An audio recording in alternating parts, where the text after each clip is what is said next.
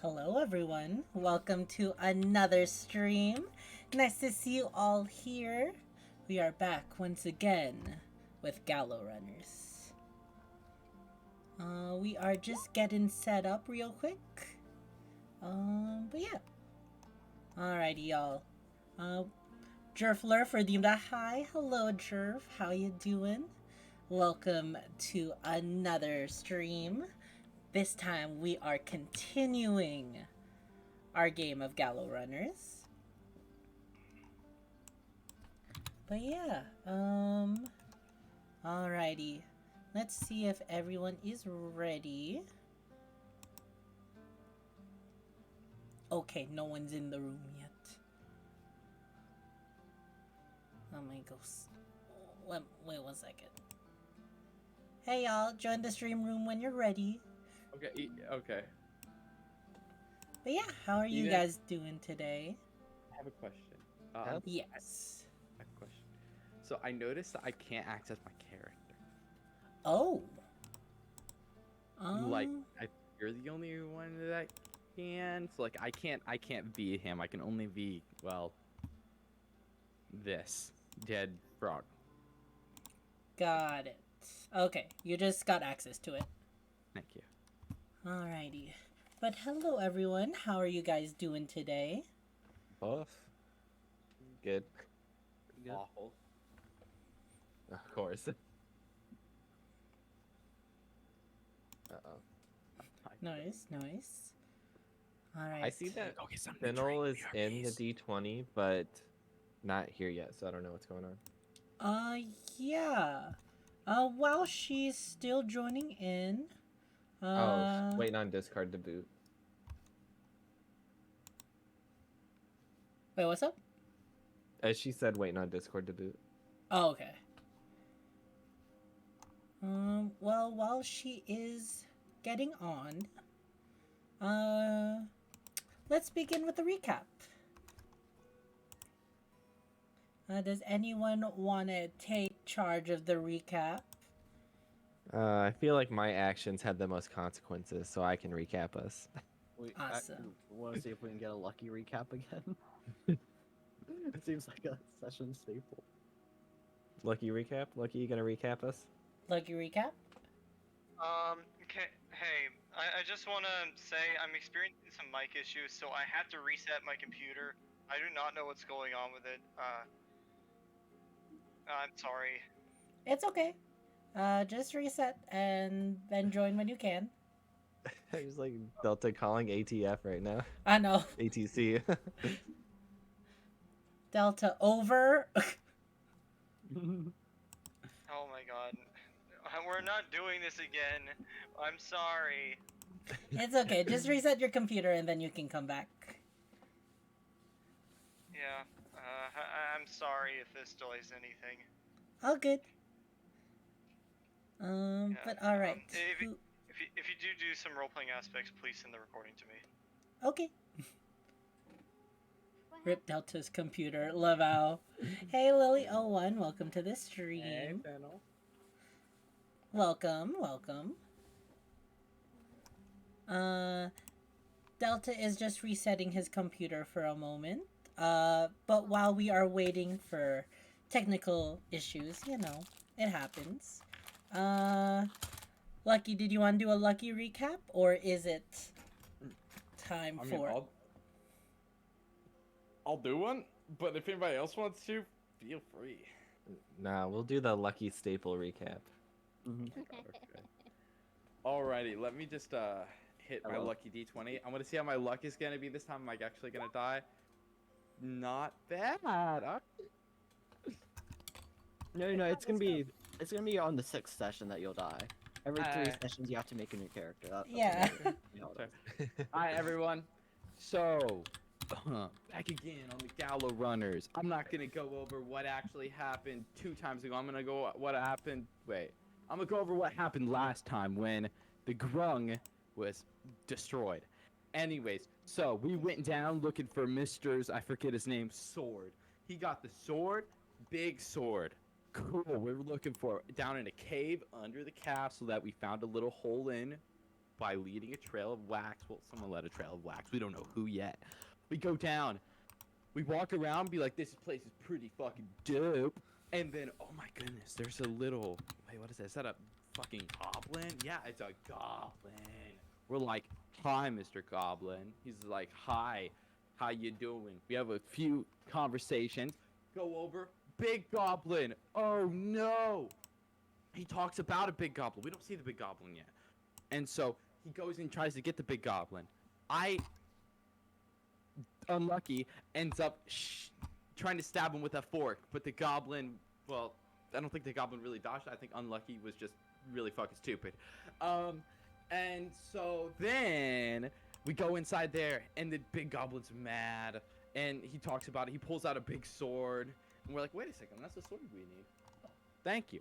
So we start talking to him, told him to hand it over to him. He's like, what? No. And then Vest jumps out and takes the sword. And oh no, what are we gonna do?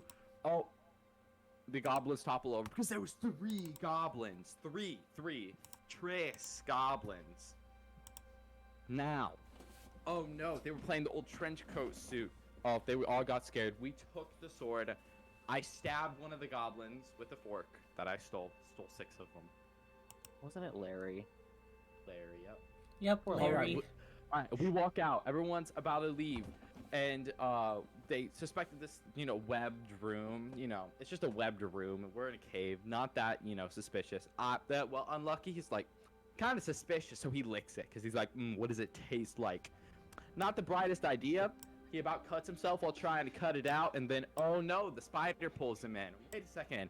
He was so surprised there was a spider, but it had webs, so there was obviously a fucking spider. No, he's just really stupid. I mean, that's it. And oh no, so everyone's like, where's Unlucky? Half of them are like, we could go. Half of them are like, we should probably go back. And so they go back. Oh no, they see that I'm in there. I'm just screaming, I'm fine. Me and the spider get into a little bit of a tangle up, and we're fighting. And then, oh no, Malphus goes and grabs a torch. I remember 2 sessions ago when I grabbed that dynamite. That's meant for later. And so we throw the torch. Well, Malphus throws the torch because he's the one. Yeah. And he threw the torch. Place lit up and everything. Haha, I'm free. Spider's free. Time to die, Spider. Oh shit. You're right.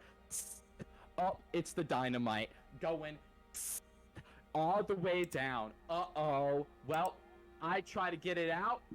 I try to cut it, drop the sword because I'm a flimsy frog. Try to bite it. Oh, wait, frogs don't have teeth. Oh, no. Kaboom. I about die. I don't die, though. Spider falls on me.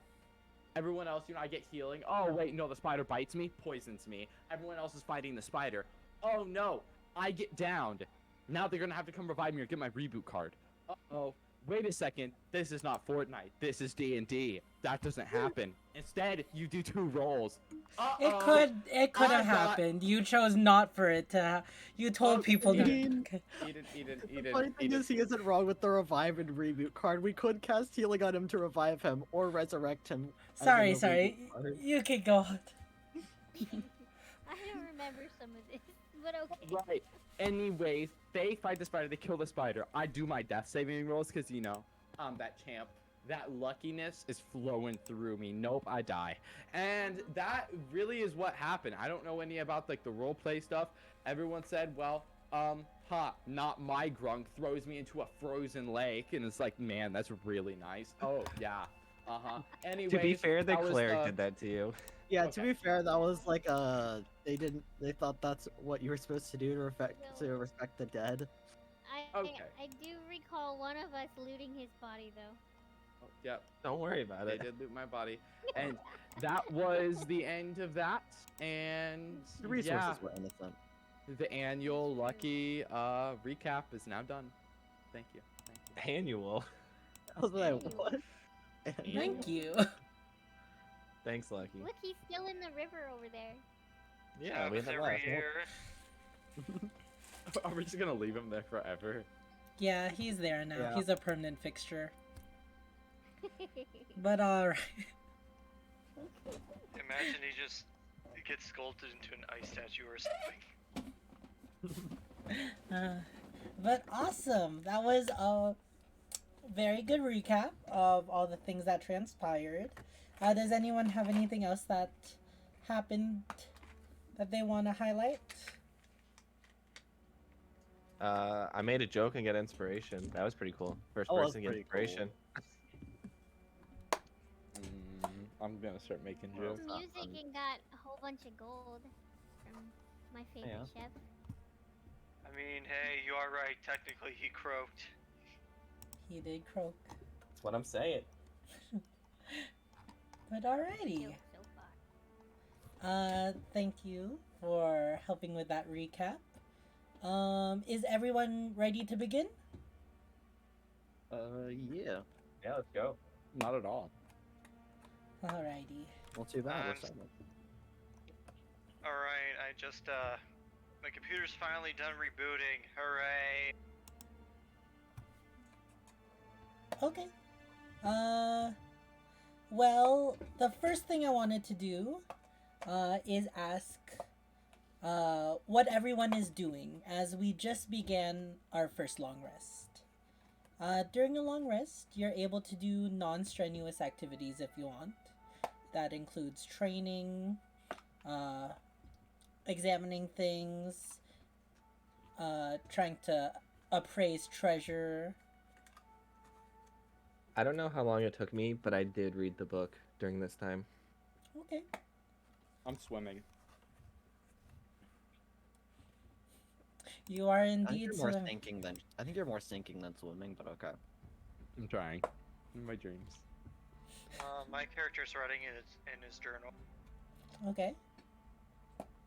How does a frog not know how to swim? I mean, A dead one. Yeah, I was like, the frog doesn't really know how to do anything anymore because it's dead, but... Let's not hop to conclusions. But alrighty. Fennel, did you want to do anything? After all that food, I just took a nap. Awesome. Alrighty. Well then, hold up 1 second. I forgot to invite another staple around here.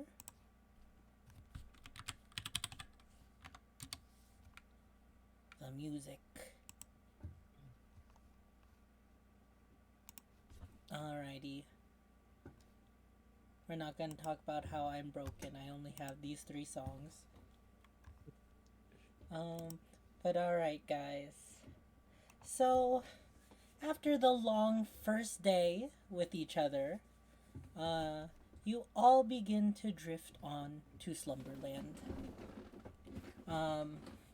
Some of you are more restless in your sleep after the events that transpired. Others, happily full from a nice dinner, drift off more easily.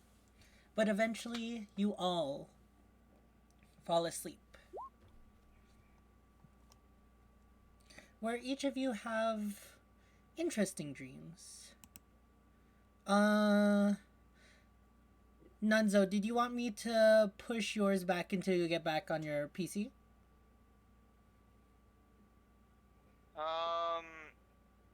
Yeah, it might look like the case here. Okay. It'll take me about a good 5 minutes. Oh, good. Alright then. Vess. After the day that you've transpired, you find yourself drifting off to sleep. A few hours after everyone. Your senses from growing up, you know never to trust your environment fully. But you finally do get some rest. Or you finally do get some rest afterwards. Where you find yourself dreaming. Within your dreams, you recall the afternoon you just had. In your dreams, you find yourself sitting on a small little bench right outside of Fort Duskar. Sitting near the forge as you watch the dwarven weaponsmith, the Vita, delicately crafting her weapons.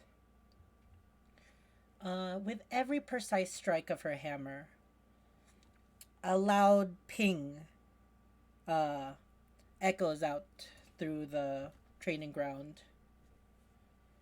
As you watch her closely, a sense of dread fills you for some unknown reason. Uh, and the striking of the hammer echoes louder and louder for you.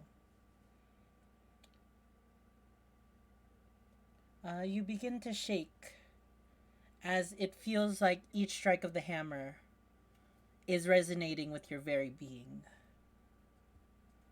You begin to feel uncomfortable, but louder and louder it gets.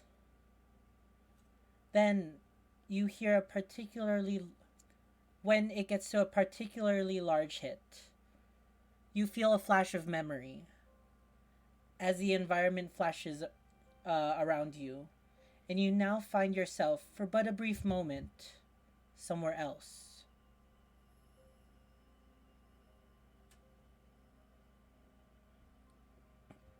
Sorry about that.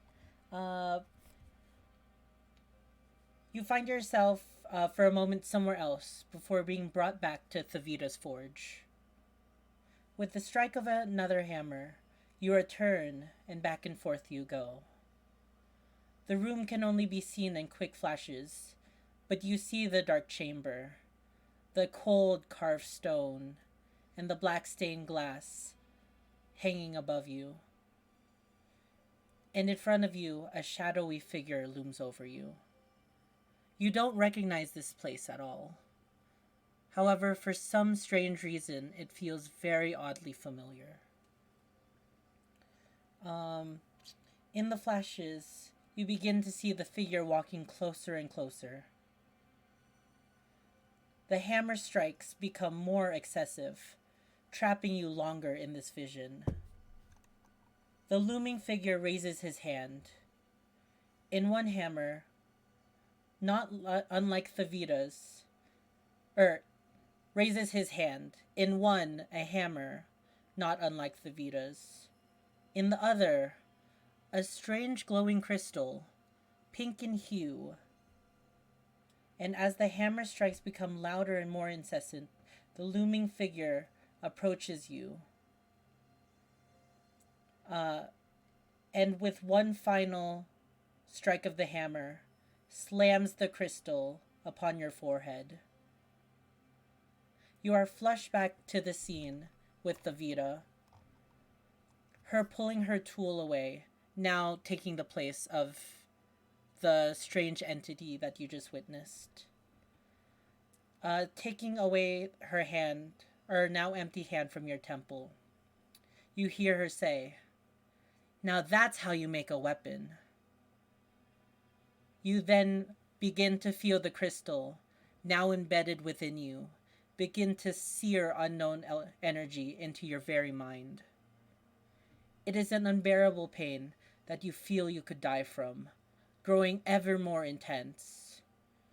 And at the peak of its pain, you awaken. You find yourself awake the next day. Nothing out of the ordinary seems to be amok in your jail cell.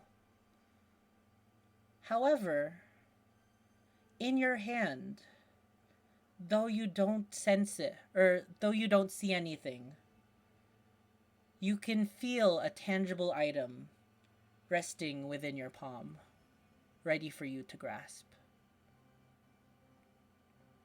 Ooh. Awesome. Alrighty. Nunzo, are you good?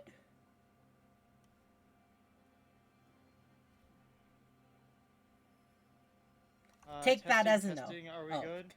Yeah. Yep, you sound good. Oh, also, Eden, you should probably update your overlay. What do you mean? The levels. Oh yeah, I did not have time for that. Sorry. I'll do that next time. Alright, start the stream.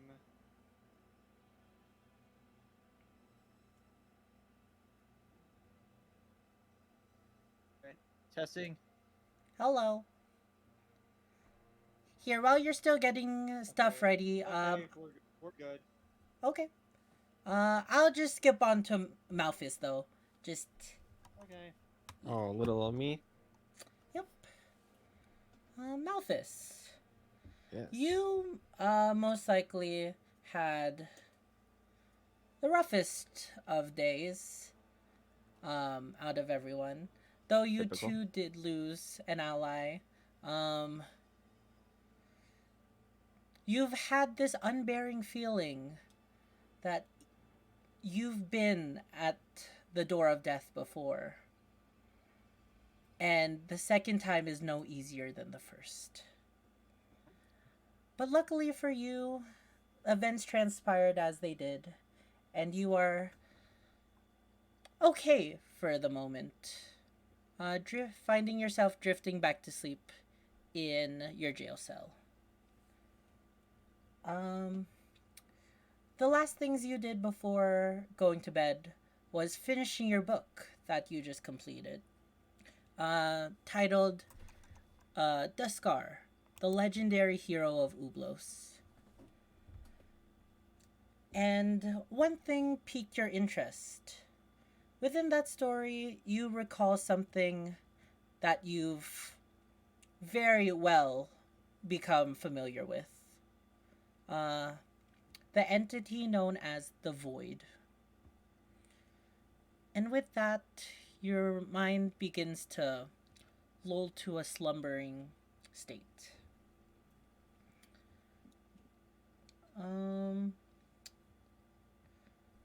Eventually though, you do sleep, and in your dreams, you find yourself in a familiar place. Calling this a dream is quite difficult. Rather, a nightmare that you're all too familiar with. You find yourself drifting in nothingness. Neither ceiling nor floor is visible. However, you've been here many a times before. And I will allow you to react to this. I mean, it's unsettling, but having been here, I'm kind of acquaintanced a little bit. Yes. Being so acquainted with this area, you find yourself willing your body to fly through this nothingness. You fly forward until you come upon something tangible in this void. An ornate table. Upon it, you see the customary 2 crystal glasses and a bottle of unknown contents. What is strange to the normal viewer is everything, the wooden table, the accompanying seats, the items on the table, are completely devoid of color, as if their hue and very essence were stripped away from it.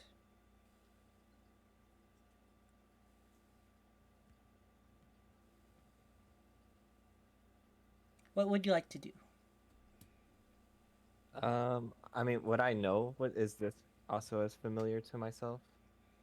Yes, you are very familiar with this situation, and you know, from the various times you've been here, the easiest thing for you to do is play along. So I uncork the mysterious liquid and pour it into both glasses. All right. As you sit down at the table and begin to pour the drinks, in the blink of an eye, the chair next to you,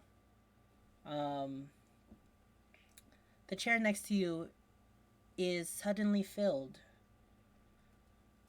with an all too familiar presence. The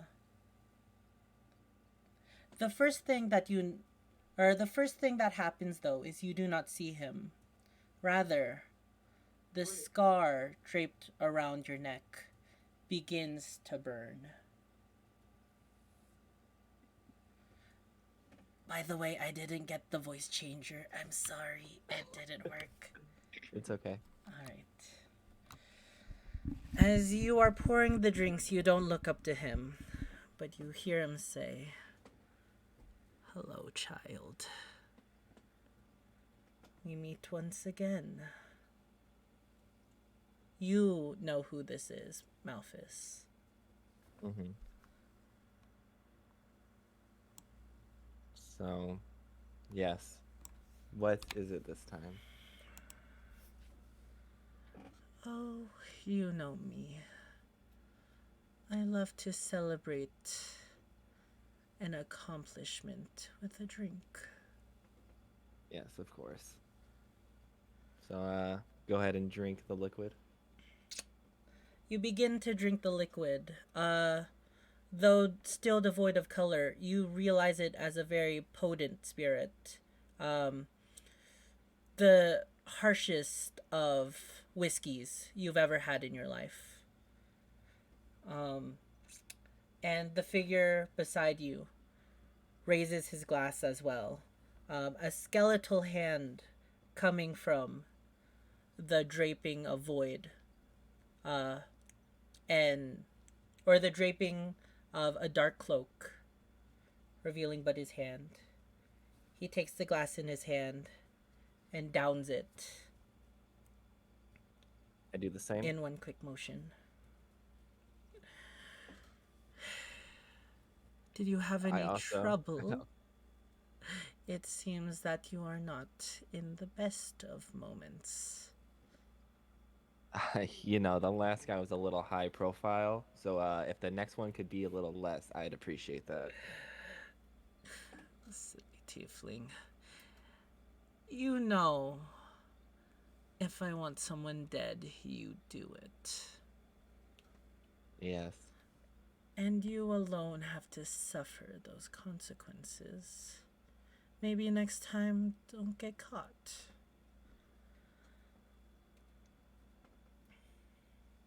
I know why you picked them, but we'll move on. Anyways, I am still finding the next target for you, but no, it will be soon when you hear from me again. I look forward to it. You cannot see his face throughout this, and truth be told, you've never seen his face. From his black cloak, all you can see are his piercing, glowing red eyes. But child, though I jest, I do know you have another journey that you must undertake. Currently, yes. Well, you've done well this far. I might as well assure that you remain of use to me. Take this. And, from within his cloak, he pulls out an item. Can you roll me a history check? All right.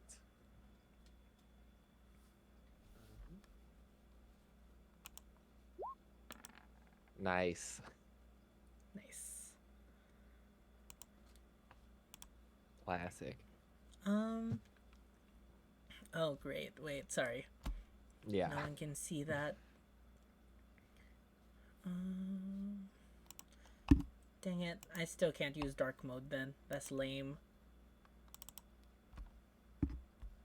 Oh my god. Oops. There we go.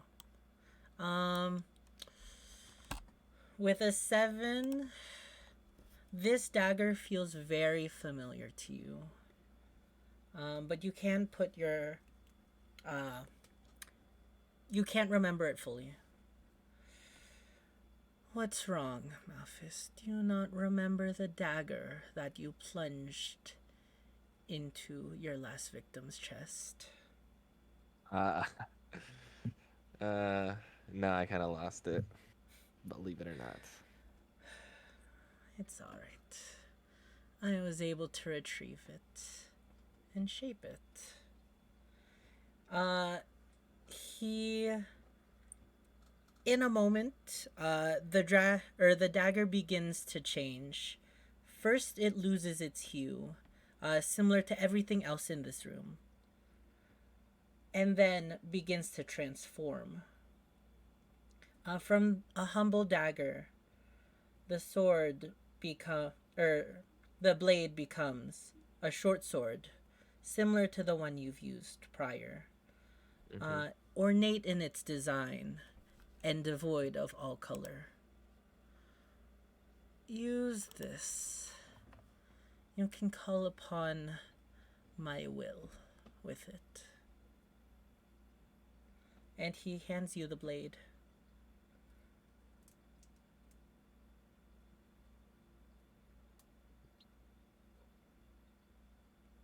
All right. So, just go ahead and take it. Nice. Thanks for the gift, I guess. Now, get out of here. Leave me to my work. I have many things I must discuss with the others. All right. And I guess with that, I get out of my chair and plunge into the void. Oh, silly tiefling. You know that never works. You know what must be done to leave this plane. I do. Malphus. As you've been here many times and spoken to your patron, you've had to undergo something that awakens you from his realm. Each time. Okay. You feel the burning guile of the sword that he just handed you. Thirsting for something.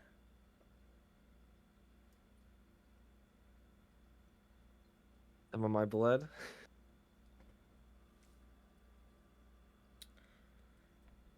You must wake up to serve me purpose, Malphus. I take the short sword and I run it along the edge of the scar and completely open it again. Suddenly, you are jolt awake, and in your hands, you wield the same blade that your patron had given you, the colorless short sword.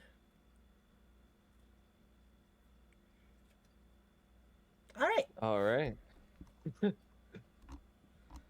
Nenzo, it is your turn. Hello. All right. I'm good this time.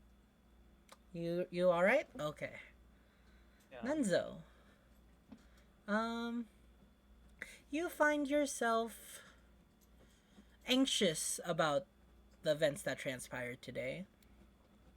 Once a proud member of a ranger's facility, you are now you're now deemed as both a criminal and essentially coerced into partaking on a quest. In addition, the loss of a new ally brings dark memories back into you, and you feel a sense of pain rearing back. You try your best to ignore them, and with enough imagination, you're able to halt it, putting yourself to sleep. However, when you wake up, you are somewhere else. Wait 1 second.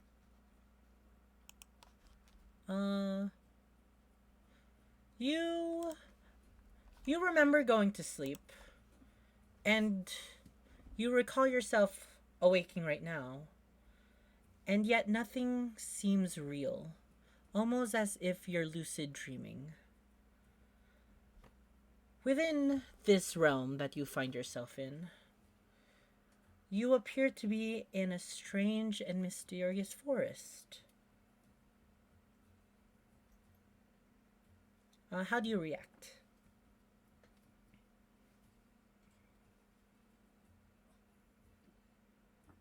This does not feel real at all. I don't remember this forest, and I've been in a forest before. I haven't seen anything like this. Yes. No, I'm dreaming. Though you've spent years of your life studying nature, the flora of this land is something that you do not recognize, or possibly even conceive with a logical sense. Massive flowers, marigolds, and roses that you would see in a mundane sense are now the size of giant redwoods, filling the land beyond you. The skies above are more akin to a mosaic painting, colors of reds and blues, greens, yellows, ever shifting and blending back and forth. You recognize some creatures, but they're not quite right.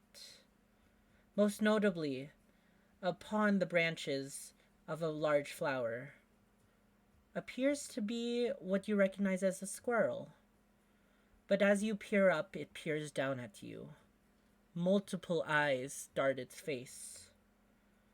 As many of these creatures are dancing through the branches, you blink for a moment and it's gone, appearing on a different branch, more than 50 feet away from its original position. What are you?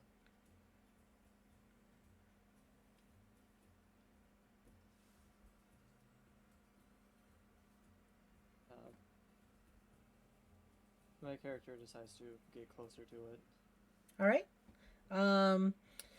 As you try to get closer, you find, though you're willing your feet to move forward, it's like the land, like a track, keeps you in motion, not allowing you to move further closer to the creatures. It appears you are stuck. Okay, I'm starting to not like this. Why can't I move?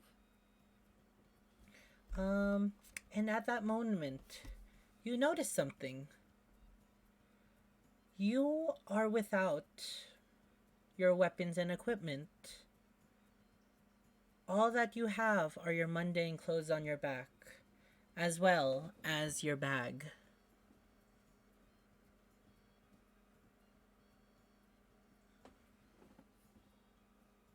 Okay, what kind of dream is this? Why don't I have everything? Just my bag? Yes. Is there anything in here? You open your bag and you notice something. It's surprisingly still with you. Your journal. The journal you've had longer than you've been alive. Or the journal that's existed longer than you've been alive. It's just my journal in here.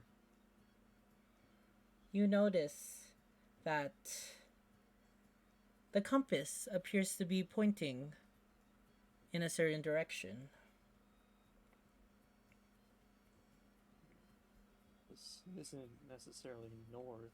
I think this thing is broken. Wait, it's pointing towards something. Do you decide to follow it? Yes. You follow the compass into the forest. Strangely, you find yourself able to move forward, and you follow until you come upon a lake. There, you see a creature sitting patiently. The woven beast's fur glimmers in various colors, similar to the sky above. It seems to be waiting for something. You have a feeling it's waiting for you. Hello?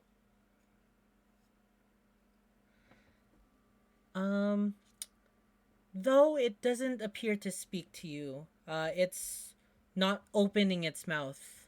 You hear a voice in your head. So you've arrived, Wolfkin. Come, reside in this abode. Okay. I walk alongside the creature. From its body movements, you can assume it's welcoming you to sit by it. And my character sits down next to it. You wonder where you are, Wolfkind. Yeah, this seems to be nothing I'm not used to this. I don't know why I'm here. Well, that is not too much of a concern. You are here, you are there. You may be everywhere, you may be nowhere. But for the moment, part of you exists here, in my abode. Part of me? What do you mean by that?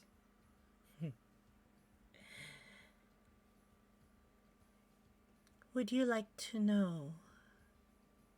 Would you like me to train you in the ways of the Fae?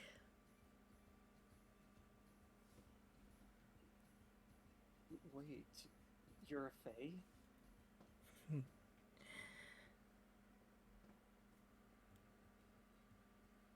The wolf doesn't respond to that.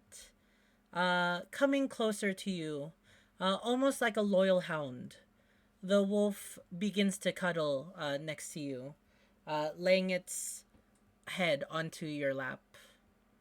And you notice that the once various changing colors of the woven spirit rests on the same color as your very own hair.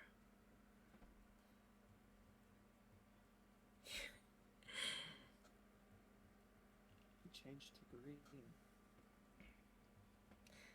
Well, you haven't answered my question.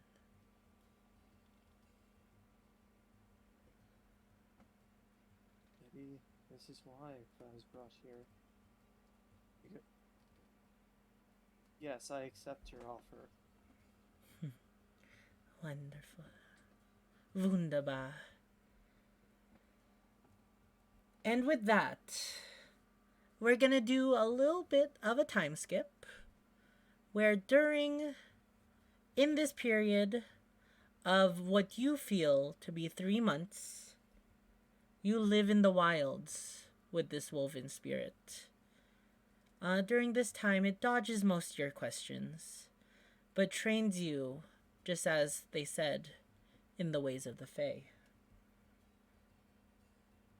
And after it is satisfied, you find yourself similarly sitting upon the lake bed. Once again, the creature's head nuzzled in your lap. It changed once again to your green-colored hair. You've done well these past months, Wolfkind.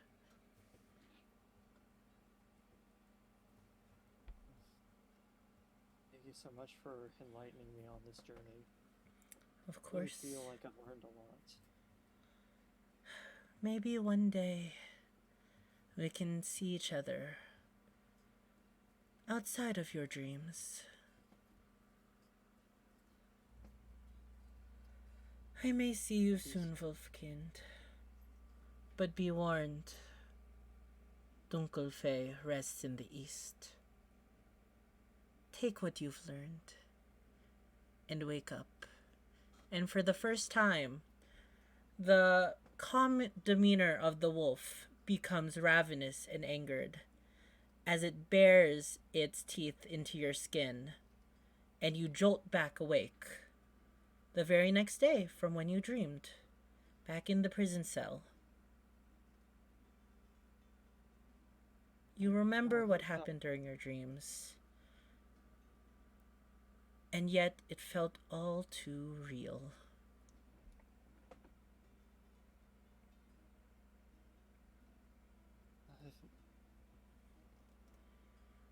Character checks his arms to see if the bite marks remained. You see no bite marks on your person. But what you do notice is a faint smell of cinnamon. Did someone cook cinnamon rolls today? Alrighty. And with that, we come to our last dreamer, Fennel.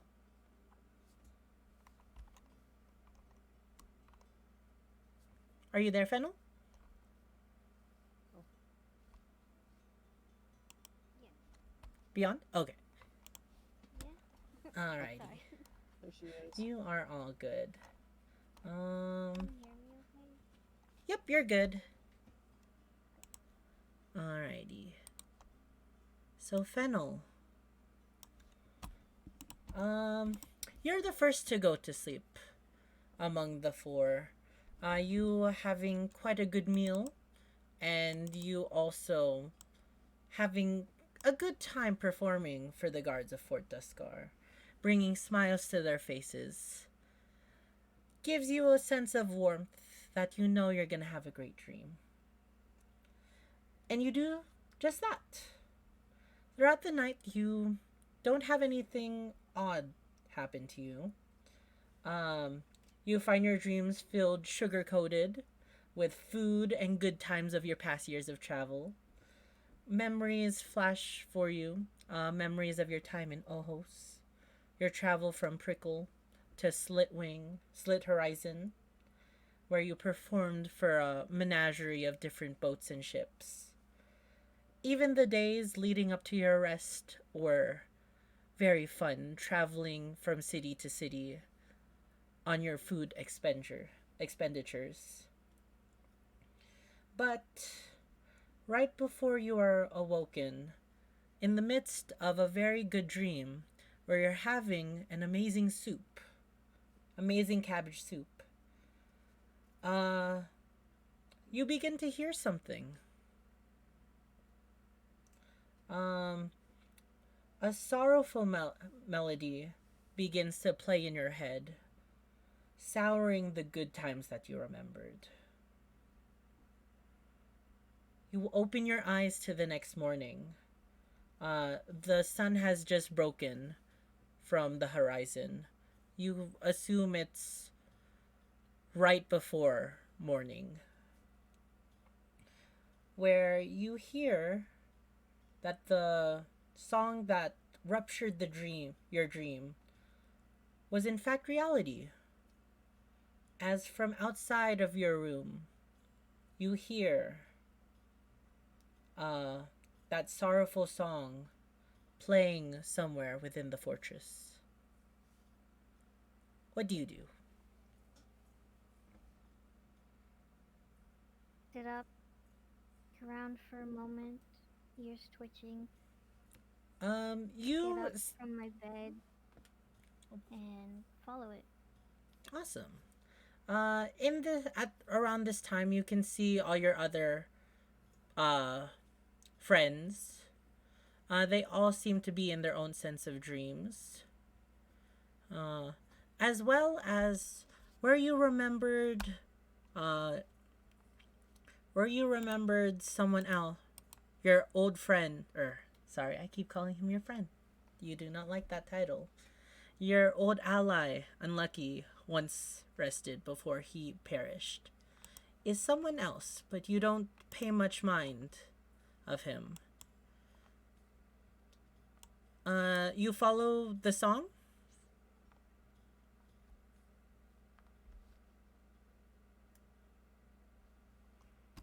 wondering where it leads to. Alright.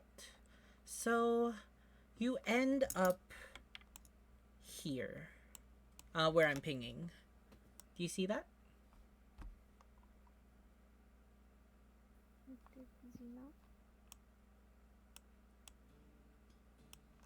Alright, go ahead. Oh, sorry. You end up here, right outside of the inner fortress, on the bridges in between the two sections of the castle. And there you find a familiar man appearing to play the lute, the same sorrowful song that awoken you.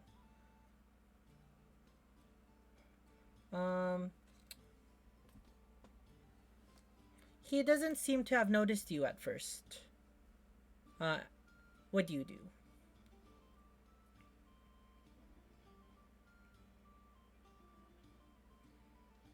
Stand and listen for just a moment, not wanting to interrupt, but I can't help it. I ask him, I remember you from before. Why are you here? You do remember him. The man playing the lute is Duke Ulrich. Though you only met him briefly. You recall him barging into your hearing. He stops his song for a moment as he realizes you're there, and warily looks at you, but then invites you. He appears to be sitting right above the bridge, or like sitting on the bridge, his feet dangling about 2 feet from the powdered snow below. And you see him, he kind of pets the ground next to him, inviting you to sit with him.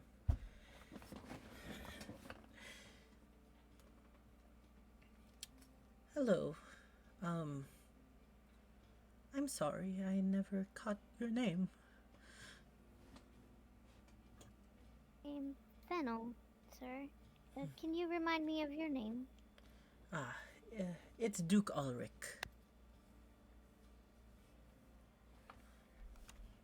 Oh, wait, I can also do some. Wait. Why can't I do things? Oh. Oh, I'm dumb. I can also do this, I think? Oh, no. Did that show up for everyone? Yeah. Yeah, I did. Okay. Yeah. Duke Ulrich. It is nice to make your acquaintance. And he begins to continue strumming that sorrowful melody that he was performing to himself. You examine his lute, or not a lute, my apologies. In his hands is actually a lyre, a stringed instrument with a wooden body decorated in silver filigree.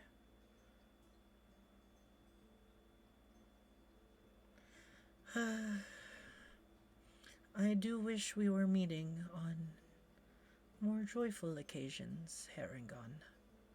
Or Fennel, my apologies.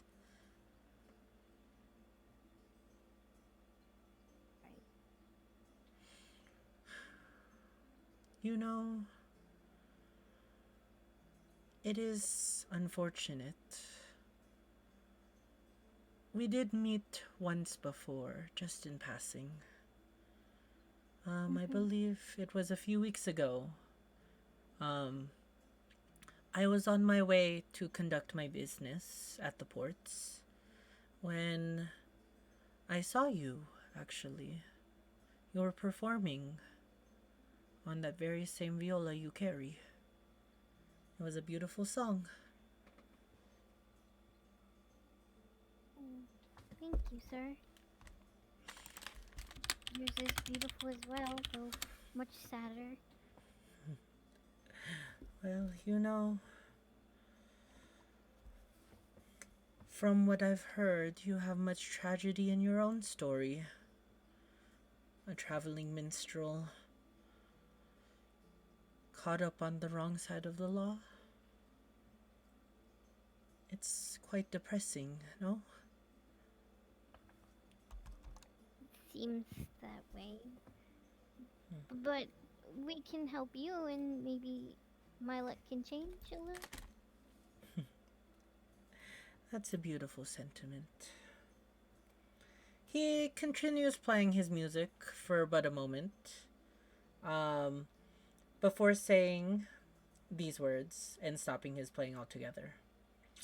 You know, tragedy is the nature of living, such as comedy and irony.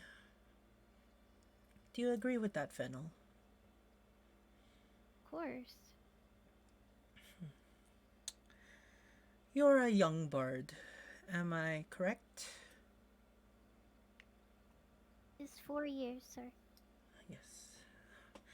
4 humble years. Have you chosen, a college, a font of inspiration for your performance?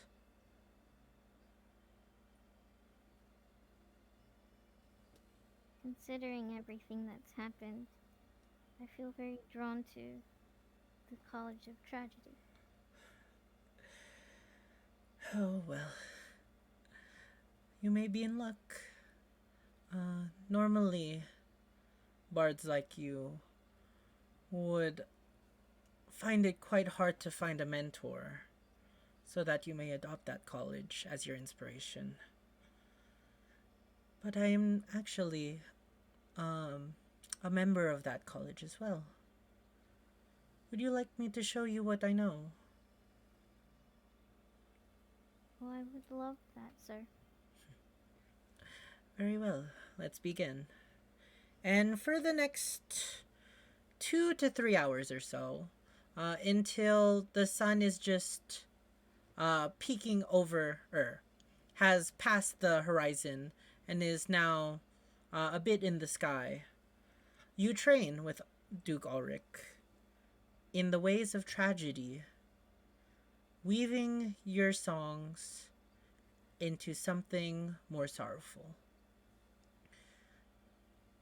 but still has light to it and hope.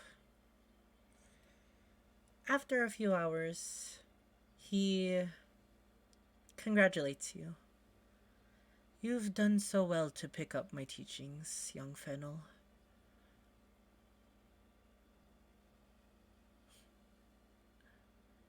Wow, you're such a great mentor. Thank you. I wish I could teach you more in these ways, but it seems that you have quite a ways to go before you're able to master the ways of tragedy. Maybe, maybe when you're more experienced and you've practiced what I've taught you here, I can educate you on more. Well, my escorts must be waiting for me. I am off to Shanxi once again. Do take care of yourself, Fennel. And remember, You. tragedy brings light at the end of the tunnel.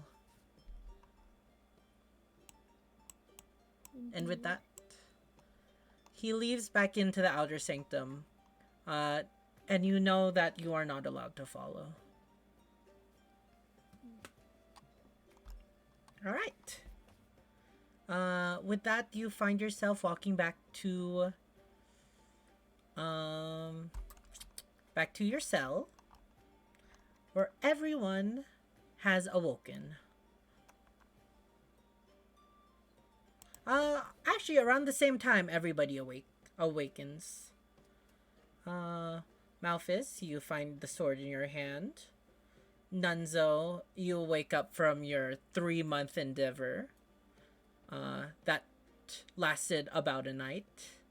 Vess, you wake up from your nightmare and feel your tangible item. And Gilbert, you find yourself awoken in a new area that you are quite unfamiliar with. Um, everyone present, you notice in the old jail cell that used to house Unlucky now houses a quite familiar look.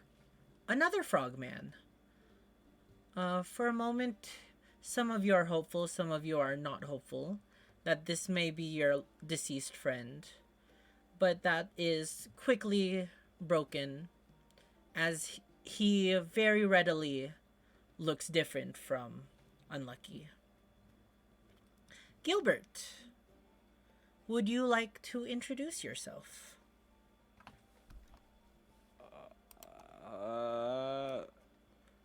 Who are these people? Where am I? Another grog? Another frog. A Exactly what? I was thinking. No, I mean, a what? Wait, what did you say?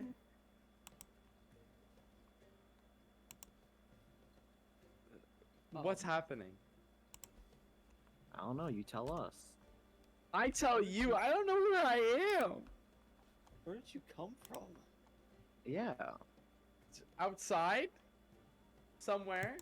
Oh wow, such a great description. Then how'd you end up here, from outside? I don't know. Some people grabbed a hold of me, knocked me out, and took me here. Ah, I see what happened. You were Is, caught committing crime. Eden, is his jail cell locked? Yes. Unlike all of yours, who Ah.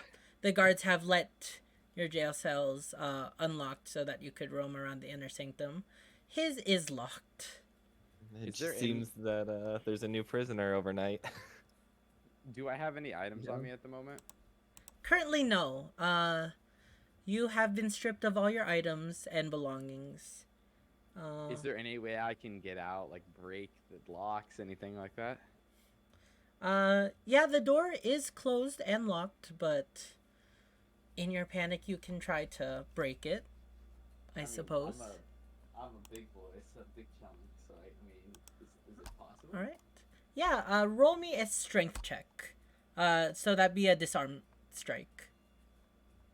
So just this? Yep. Wait, why does it two? You clicked Oh, it may not be set to... Here, let me go check real quick.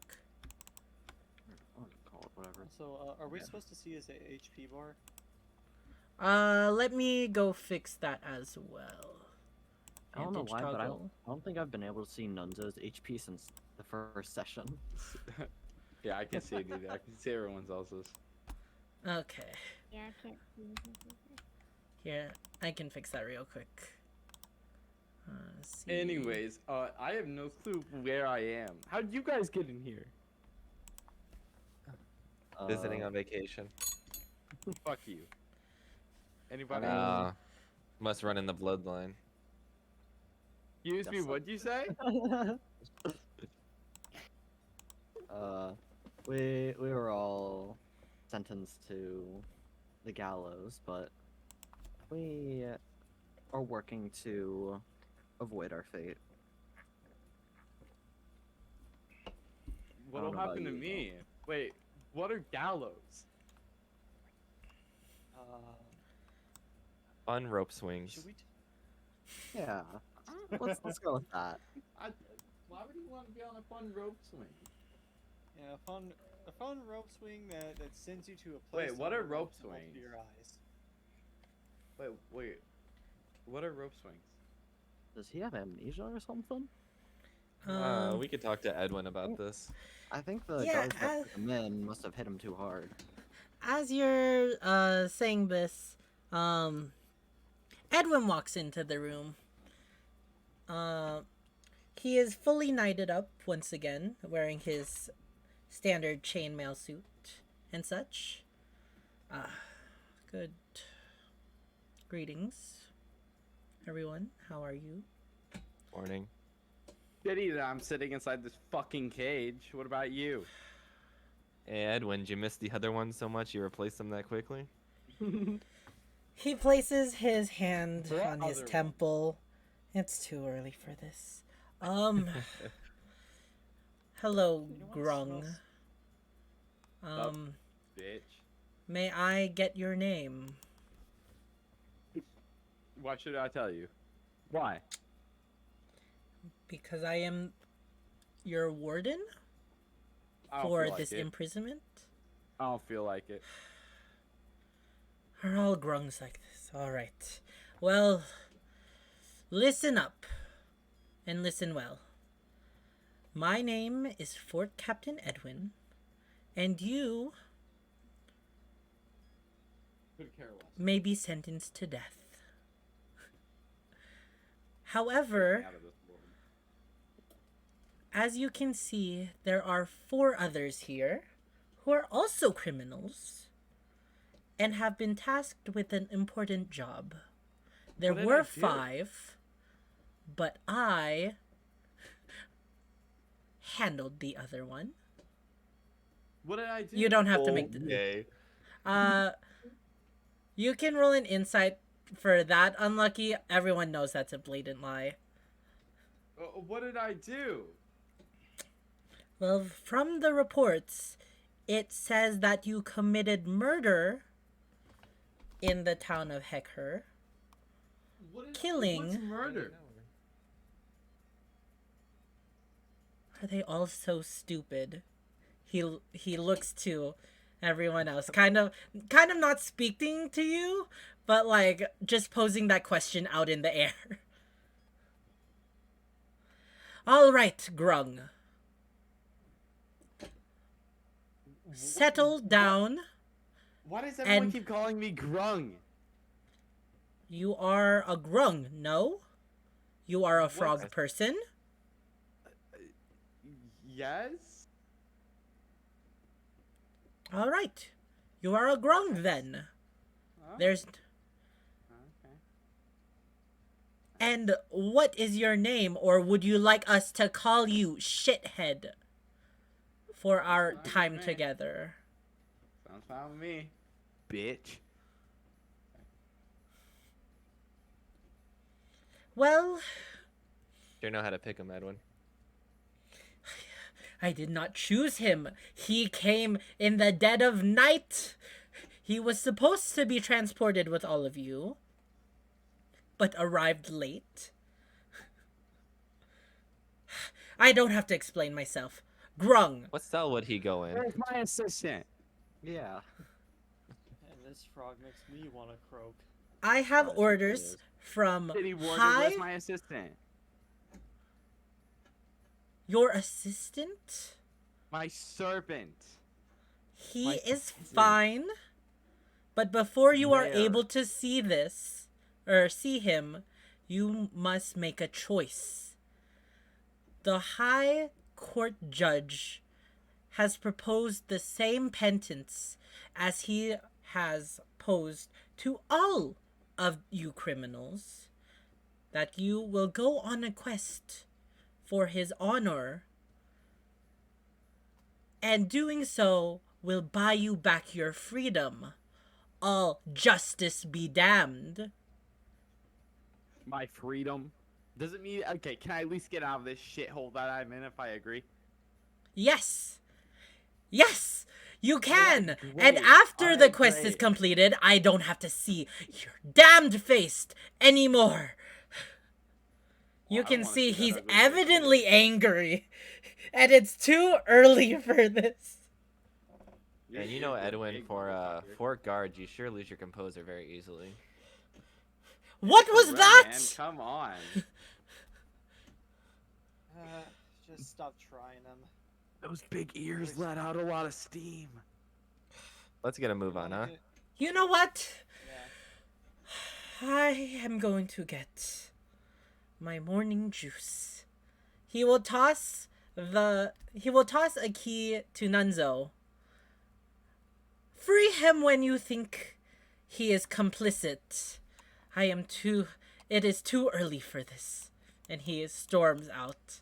Hey, Edwin, What? Make sure you don't lose your sword on the way there. He turns around, not saying a word. Ah, feels good. Let the, Uh, let the key out if we trust him, huh? Well, Well, can you let's like talk unlock to my him. door, huh? Please. are you gonna Now? lose the Not more hostility? I don't give a shit about you fuckers. Who locked me in here? That's the only person I care about. Hey, Eden. Probably Edwin Yeah? or one of the other guards. I'd like to try my new Well, ability. fuck him. You guys are Which okay. I one? like you guys. You guys are cool. As long as you Charm. guys let me out. Yeah, okay. What do I do for that? Can you click on that spell for me? Yes.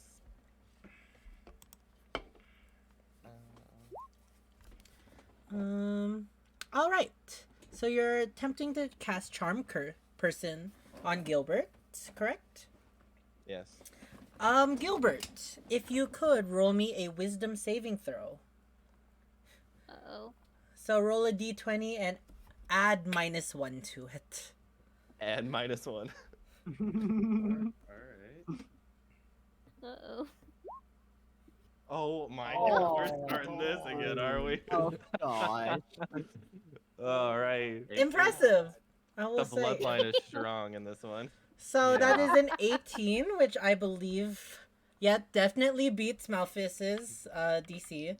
So you try to Ah, cast sweet spell. tiefling magic. As your words etch the sense of infernal speak. What do you try to say to calm him down? I'm assuming since I failed, be like, hey man, chill out. And Gilbert, those words, though magical in nature, don't seem to affect you at all. Yeah, that's not it, man. Alrighty. Can you let me out now? Please? Thank you. Alright. I'm gonna sit here now.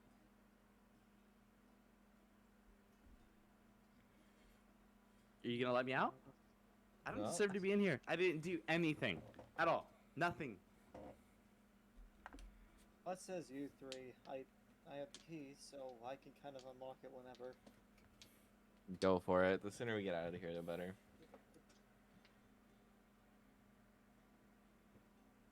Alright. We'll let you out.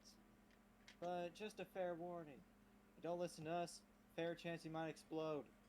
Okay? Okay. Nunzo, I will hit you with my fist on your head. Do you want Quiet. it or not? Now, peasant. You sure you want to do that when everyone else has weapons with you? Nunzo, as you're unlocking the gate, you do notice something. Something that you don't know is quite normal, but upon Gilbert's arm appears to be what looks like a bronze manacle.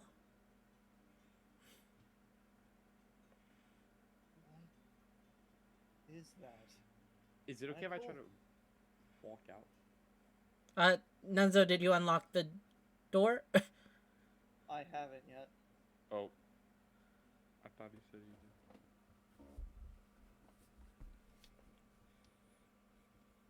Bronze manacle. Whoa, what can I do to a manacle?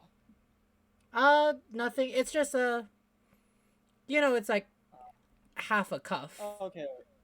Yeah, it's just something that's on him that you take notice of.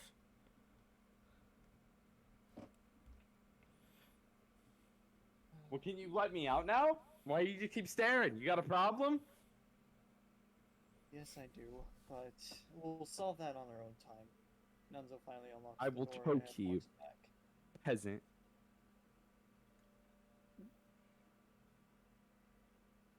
It's not friendly either. Yeah, we should have expected. Alright, Yeah. I'm gonna walk up now. I'm Does gonna anyone try to smell get out of this cinnamon? place. Fuck you guys. I'm getting out of this place. All right. You leave the jail cell and you find yourself in a very unfamiliar spot.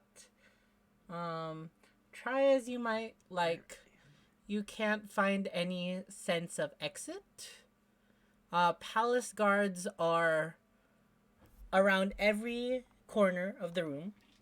In this room, you do find all your equipment, except any sort of gold that you have. But you find all your weapons and Can I walk in there and grab it? yeah. Awesome. So the guards aren't even gonna stop me? They know the situation. Okay, I was supposed to say I'll beat their ass. They do. All right.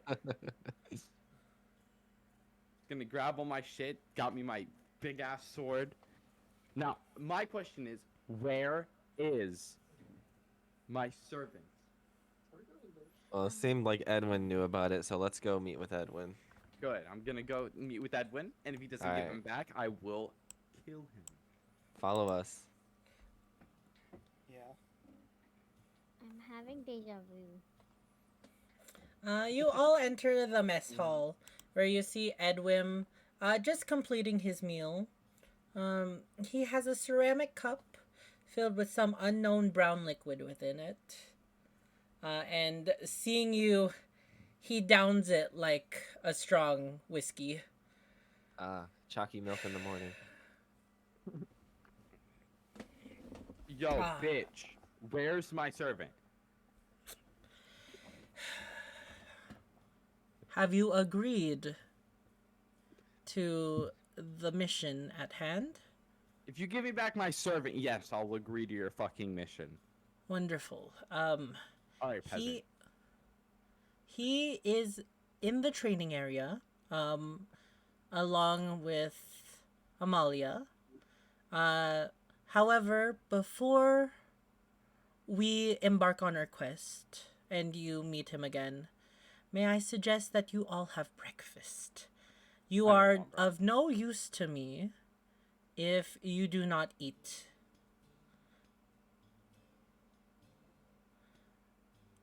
Yep. Nope, I'm down. I'm not. So I'm gonna go get my person. So what is for breakfast? Hey, Lucky, please just have breakfast. Oh, right. It's right in front of me. Dolly. I'll take whatever in a huge handful and I'll just shove it in my mouth and then I'm gonna walk out. I'll eat whatever Wait. he doesn't finish. As he's shoveling the food into his mouth, and the rest of you are sitting down for breakfast, you notice somebody. Fennel, you are quite familiar with him. It is the chef guard.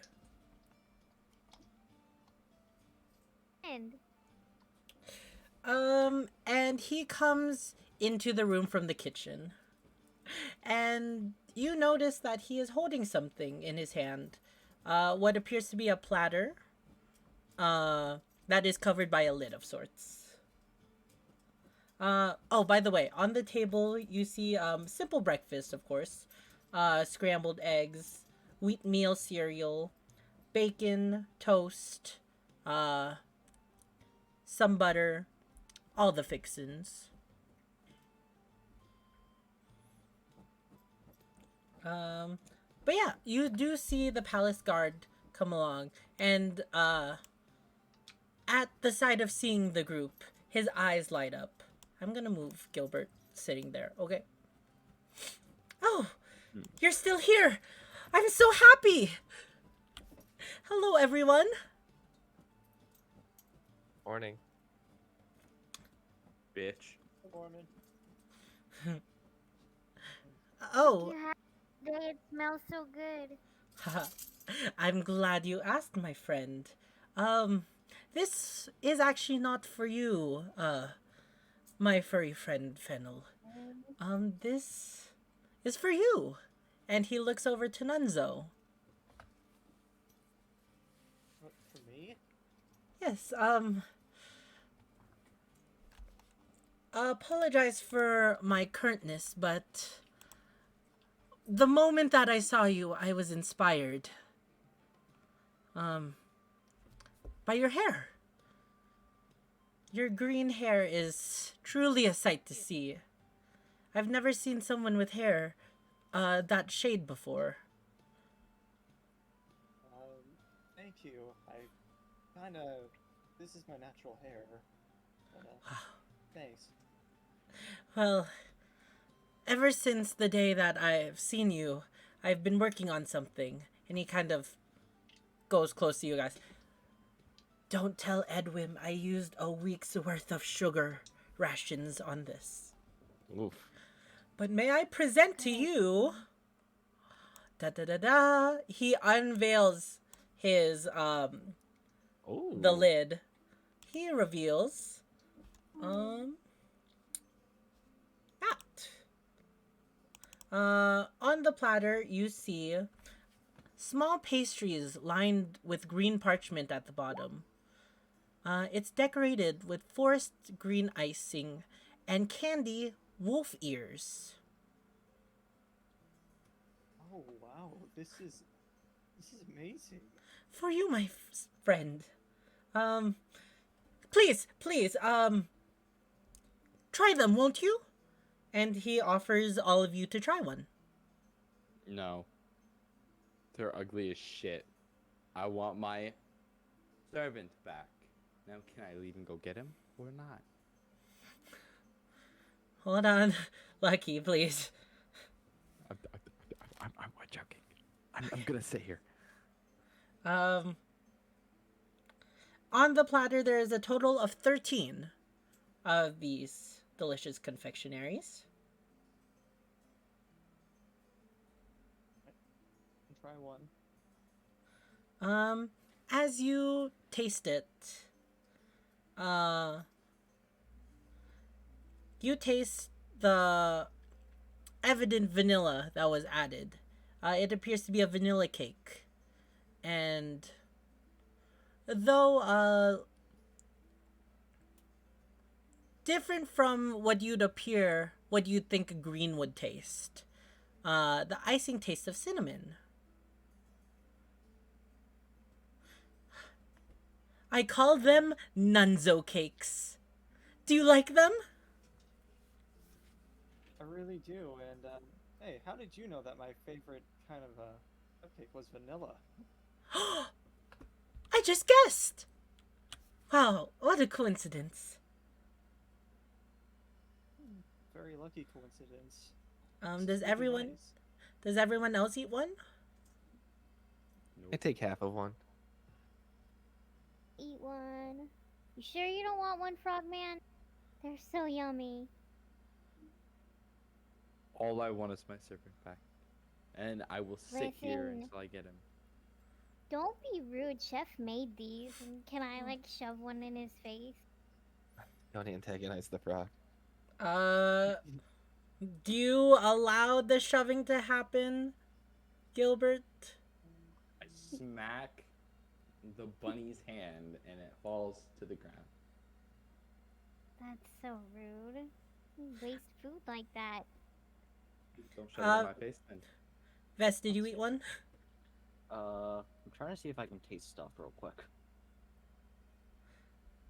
Okay. Oh wait, does a cupcake have salt in it? Nope, No. I cannot smell or taste anything.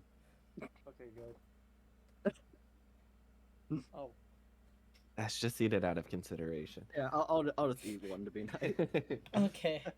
All right. So one's wasted on the ground, and the 4 of you ate one. So 5 were eaten. Can I have one that he didn't eat? Just there's still 7 on the plate, but everyone, you have just eaten nunzo cake.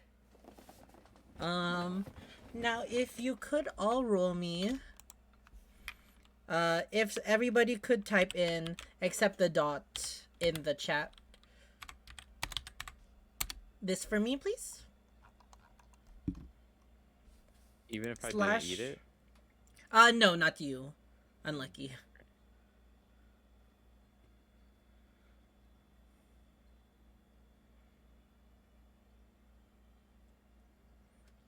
Oh, okay. Nice, nice. Well, for someone special 2D2 birthday, eating. Yeah, You like that? I did. I got. Yeah. Yeah. Uh, so everybody can add whatever they rolled as temporary hit points. That is yes. that box under your normal hit points. Wow. Temporary hit points act as a sort of shield. Before you take any damage, you have to lose all your temporary hit points.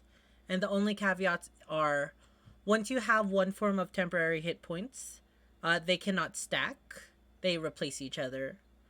And also, you can't heal temporary hit points. And regaining temporary hit points isn't the same as healing. You'd still have that damage, but it's just an extra shield on you. Okay, But in addition, oh, sorry. sorry, I want you to continue, then I'll go with what I have to say. Yeah. And then in addition, eating a nunzo cake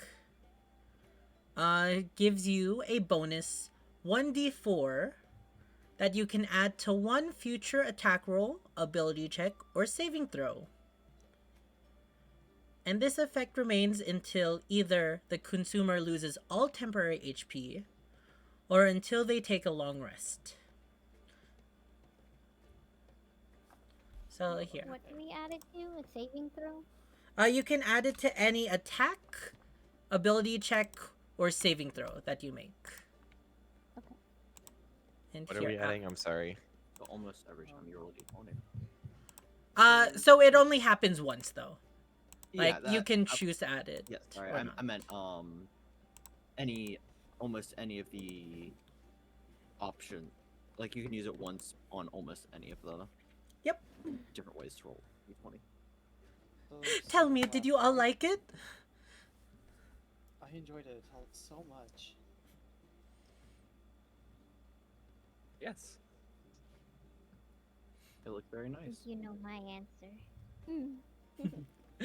Well, please, they're just a prototype. But I think it would be amazing if you were to take them on your journey. I was actually about to ask that. Do you have like a special container for these? You can have the platter. I'll allow it that like he wrapped it in some kind of ye old cling wrap. He put them in ye old Ziploc bag. I love it. And Okay. Nunzo, he gives you the remaining 7 Nunzo cakes. Thank you so much. I really appreciate this. This was sweet of you. Of course. And may I say, I hope your journey goes well, and I wish you luck. And I wish you a special day, he winks to you, Nunzo. The day you became a baker's muse, of course. No other special day. That's the greatest honor. Alright. Chef is flirting with Nunzo. Hey. And with that, he Hey. leaves you. Oh, Wait, Yes? wait, can I ask his name? I never got his name. oh, You have him? oh. Daniel. My name is Daniel. Alright. I did not just read that off a squishmallow. Daniel Squish. Got it. Well, I wish you all luck. Goodbye. And he Thank goes you. back into the kitchen.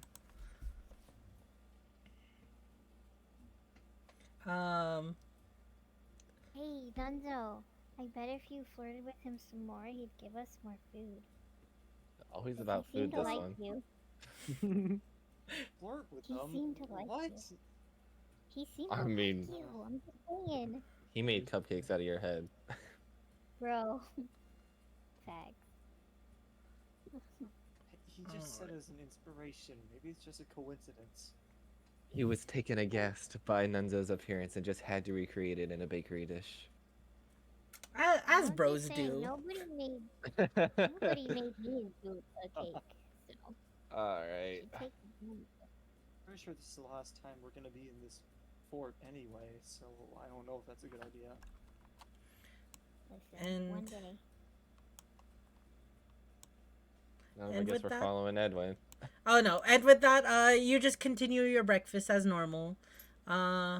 Gilbert, are you sure you don't want to eat any of the delicious food in front of you? I grabbed a handful, I shoved it in my mouth, and I'm on my way. All right. The cupcake. There's no time Yeah, for the eating. the cupcake is on the ground. When somebody smacks it out of someone's hand, it loses all potency. Sorry. Oh. Suck. Specific. It's not like if it falls on the ground by accident or anything. It's specifically if it's smacked from one hand by another. A malicious falling. Can I pick it up Waste and keep of it as a food. souvenir? The smush cupcake on the ground. It's got Yes. dirt on it. Why don't you just leave it on the table? Okay. And with that, after you guys complete your breakfast, Gilbert has just impatiently been sitting, bouncing his leg up and down, waiting for everyone to finish. Let's And- get a move on. Chop, chop. As he says that, I eat slower. Versus I eat slower. I'm done. I need to get seconds. Boy. Never gonna get out of here.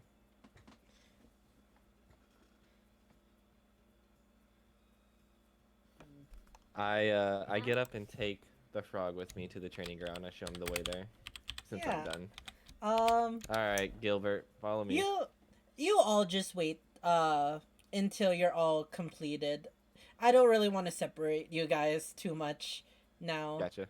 But after you all finish, an ordeal that Gilbert is frustrated about, Malphus, you lead the group towards the training grounds.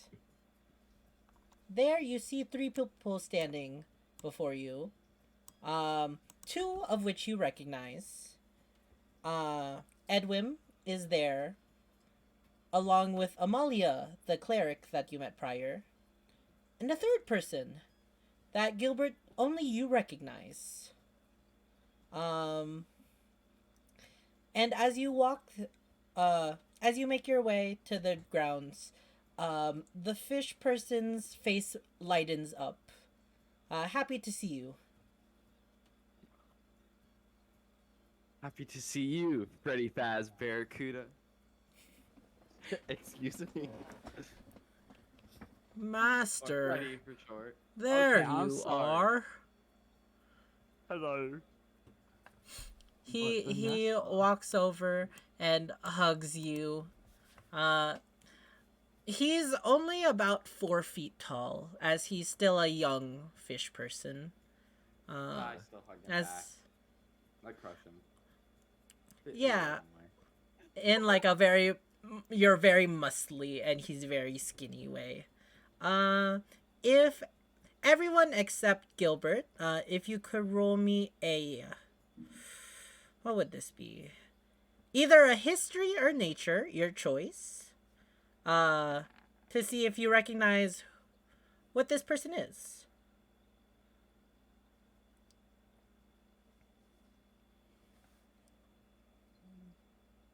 Oh, cool. They're both just a flat D20s for me. Nice. Well, I got a 3. Oh. Menzo's ow. racist. I'm kidding. Critical failure. I didn't get much better. I got a 3.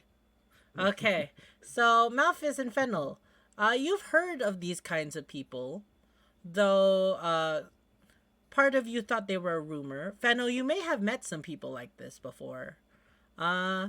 This person appears to be a Triton, which you know as an aquatic race. Master, when you went missing, I was so worried. I was worried about you, young laddie, but it's okay. We're here now. They told me you've accepted a mission?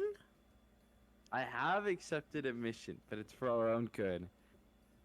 But what about our mission? He We'll kind have of to do it whispers as that. well. We'll have to do it as well. Okay. It's okay. I have to tell you something later, Master. But Okay, Freddy. But yeah, he joins you as a companion. Everyone meet Freddy Fazbarracuda. Freddy for short. Yeah. I love that. That's so good. Let me make him accessible to all players. And yeah. Freddy Fazbear. Alright, you lot. Now, before we go on this adventure, I have something to give each one of you. Amalia, if you please. Now, the mission that we will be going to is very, very dangerous and blah, blah, blah, blah, blah. As he's speaking, Amalia is going up to each and every one of you. You can choose to listen to Edwin, but it's just a long ordeal about the many roads and passages that you'll be going, the ways that, and the very cultural backgrounds that you must very well be aware of, but you can choose not to listen to it. Great. As Amalia is walking by each and every one of you, she has something in her hands. Four somethings, actually. You recognize it to be the exact same thing that Gilbert has on his forearm. Malphus, may I place something on you? Can I roll Arcana on it? Yes, you can. Oh, That 18 to a 4, that's rude. dude, it was mean to me. All Alright, yeah, go for it. You sense some semblance of something, but it's not quite telling. Right, yeah. She places it I'm onto sure. you. Yeah, no choice. Nunzo, she places one onto you. Fennel, she places one onto you. And Vesh, she places one onto you. And with that, she goes back to Edwin. And yes, you must be very careful not to lift your pinky finger in the presence of the Duke. All right? All right, then. I believe that is everything that you need to know cultural-wise. Now, back on the mission at hand. As you can recall, the High Court judge has tasked us to all go to 3 different cities and solve their 3 different issues. Now, these issues are a mystery to you and I all. But hopefully, with my smarts and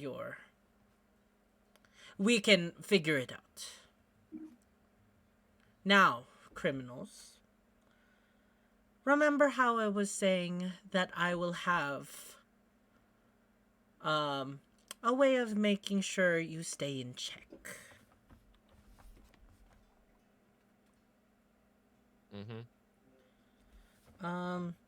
Well, what the gracious cleric Amalia has just placed is that.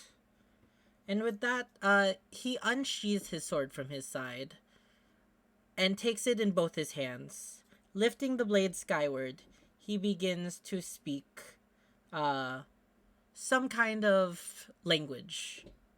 Does anybody here speak Celestial? Yes, I do. Alright. Nunzo. Sorry? Yeah, I do. Oh, sorry, I thought Fennel said something. Yeah,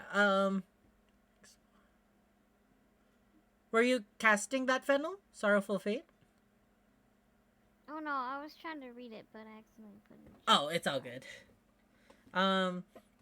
But you, Nunzo, recognize what he is speaking appears to be some kind of prayer.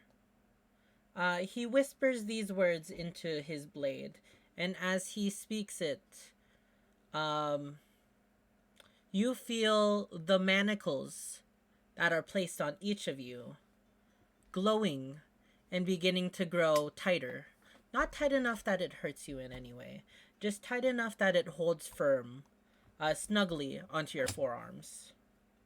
As he finishes, a small burst of divine light pops from each of the manacle, flowing into the longsword. Alright. Now, would anyone like to attack me? Amalia gets out of the way. It's a loaded question.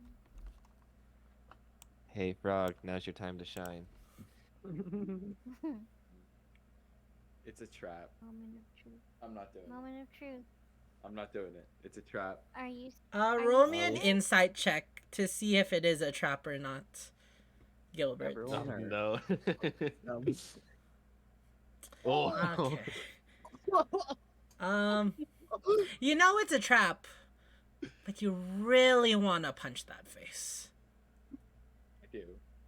But I know it's a trap. Yeah. He's scared. No? You got this. Playing smart. Am I forced to punch him? You're not forced to, but he is openly willing anybody to attack him if they want. Come on, was the frog that died the only one You that know had a what? backbone? okay, I'll walk You know up what? to him No, empty-handed Fast. and attack him with. Freddy Fast Barracuda. Go for it. What are you doing? Master, I don't want to. Sir Edwin seems to be good. Pussy, go and hit him. Vess. What were you doing? I was gonna say I'm attacking him with that. I gotta just walk Alright. up to him and Bef- empty-handed and attack him. before you're able to even conjure your blade, as you lift your hand towards him, a single word spreads from his mouth, though it seems to carry some magic as it echoes as he says the word Thulfet. Or Thulflet. And in a moment, you lose all control of your body, as you are now paralyzed.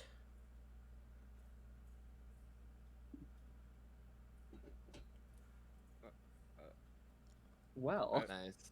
I have a question, Eden. Yes? Can I go up and can I kick Bess in the shins? He is paralyzed at the moment. I guess you can. Yes. Yes. Oh my god. Edwin won't stop you from this. Is there anything I have to do, or do I just kick him in the shins? Roll me an unarmed strike. With advantage. So that'd just be a strength. Yeah.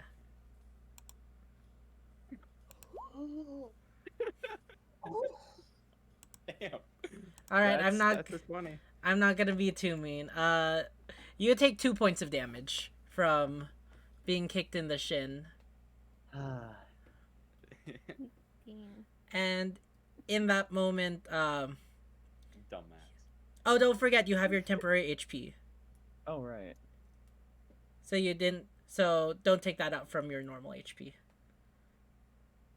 Well, I'm glad I rolled a 3 instead of a 2. And he once again speaks the word Thuflet, and you are released from your paralysis. What you have, what I've placed upon you, is a tool for me, allowing me to governance all you criminals. And don't think for a moment I will not use my power and this blade to silence you if you even dare attempt to lay a hand on me, on an innocent. or try to escape with your sins not repented. You are once again criminals in my eyes, and it will be my personal enjoyment to send you to face punishment in Inkdrum for your crimes. Do I make myself clear? Crystal, Yep. talk about a little power to the head. I have a question. Question as Gilbert or question as Lucky? As Gilbert, in a Got sense of, well, it's kind of both. I have two questions. One, can I throw an investigation check on the thing that I have on my arm that, like, you know, that they put on to everyone else? Of course. What are you trying to investigate? I want to see how it's put on, and is that the thing that's, like, making us be able to, you know, stop in our tracks, or if that's making us, you know... I want to see how easy it would be to take it off. Okay. Investigate how easy it is to take off. Roll for And that then investigation check. And then I also want to see, in the same stuff, does Freddy Faz Barracuda also have it? Okay. Roll for that investigation check first. Right? That's... did I do it right? I think you gave yourself advantage accidentally. That's my fault. All good. We can just take that first roll of an 8. Though you did see Amalia place it onto everyone else, you can't really get any semblance of how to take it off, because it seems like it has some protective force on it. Second of all, you do notice that Freddy Faz Barracuda was not given one of these. Okay. Thank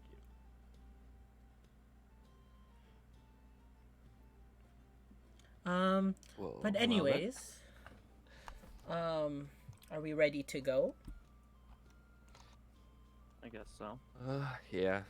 Right. Behind you, you see a caravan has been set up.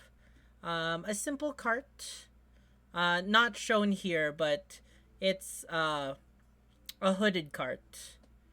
Has been saddled up with a horse. Fennel, you recognize it as Mistfire, Edwin's prized horse companion. All right, and we are off. Amalia, send regards to my father, send regards to the High Court judge that we have left for our journey. Oh, now I know how he got his position. And with that, Fennel, Vess, are you joining? Get on the cart. What about Freddy Faz Barracuda? Let's go. He's also here. Yay. I get motion sickness, so drive carefully. In the cart. Hiya! And with Whoa. Oh, it drags everybody. Ooh. Fancy. and with that, you I'm make hitting the your way brakes. along the path. Sorry, I don't know where you guys are going. You make your way along the path, towards the unknown. Alrighty, yo. No, don't worry about it. It's not literally you're going off the cliff, but so from what Edwin has told you, it will take 4 days. A 4-day trek. Approximately one of those to get down the mountain that you find yourselves on, and 3 days on a road on your way to Bunnyburrow. Now, first and foremost, I want to ask you guys all positions that you're taking. We are traveling on a caravan, and there's some positions you can take. For example, some of them are the rear, where you are watching our backs and seeing if anybody is coming behind us. There is a fellow frontsman along with Edwin, where you are taking the reins of Mistfire as she pulls the cart forward. Um, and then there's also people within the cart that are just resting, doing mundane tasks, and also people that are walking along the cart. The cart isn't moving a pace that, or it is moving a pace that you could keep along with. So you could instead just be walking, also trying to perceive the environment around you. What does everyone want to do? Drive, Miss Fire.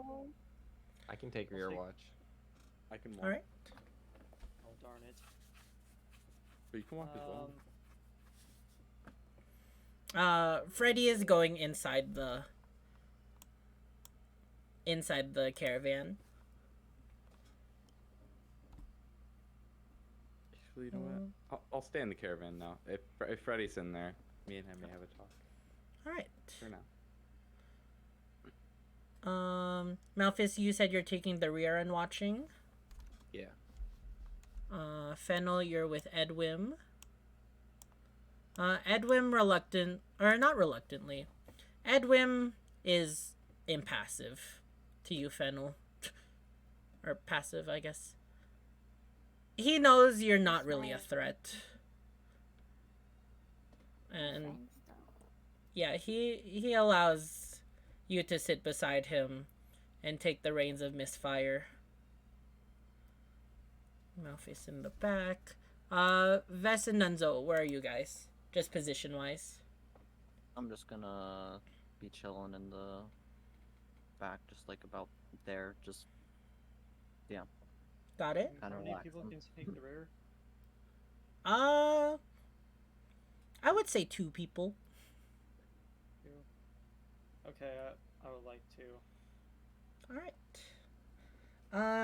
And with that, you make your way, leaving the safety and comfort of the stone fort,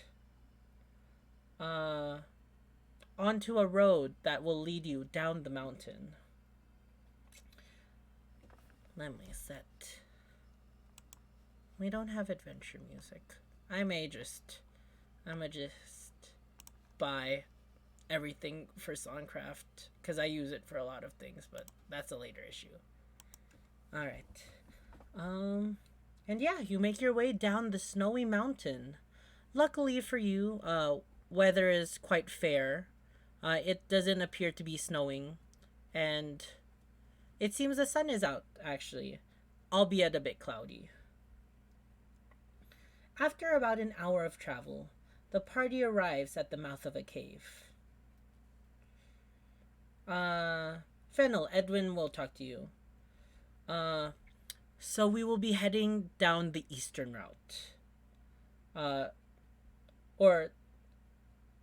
Yes, the eastern route. Making our way towards the western tunnel.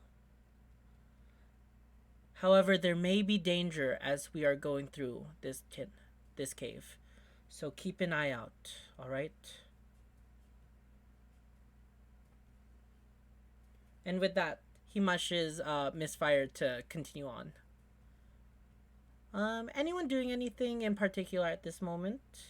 Other than your stuff? I was wondering if I could talk to Freddy Fazbear about what he was asking me to talk to him about earlier.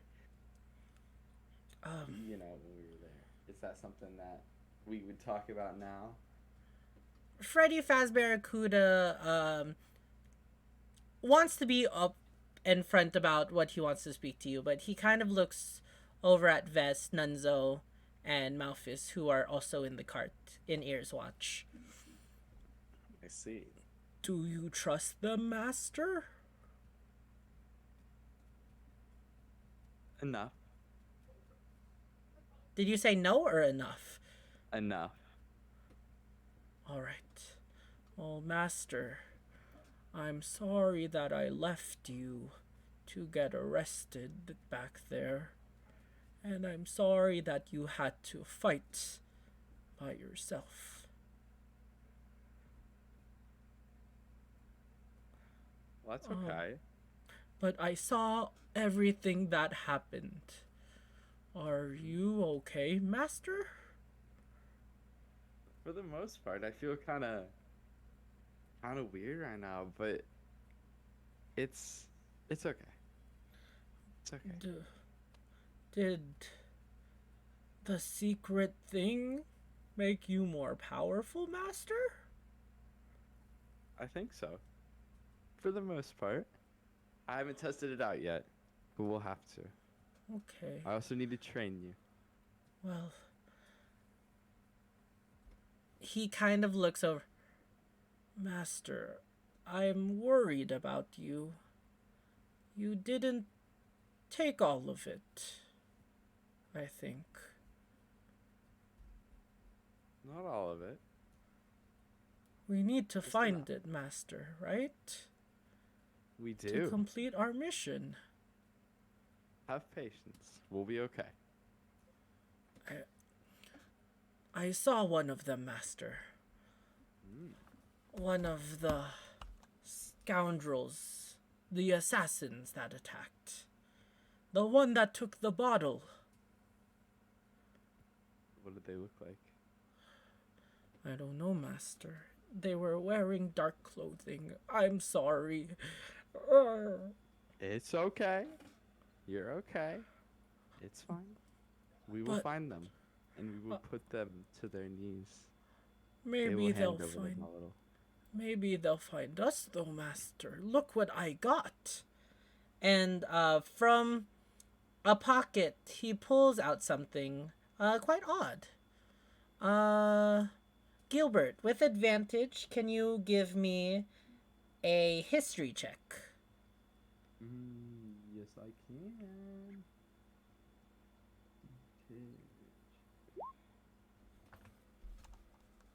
That- 21.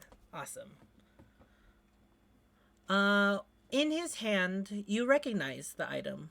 It looks like a small black pearl. And you Interesting. recognize it as, what do you call it? An item known as a gift of Carcer, or a gift from Carcerus. You know this item that each member of the pulling something up.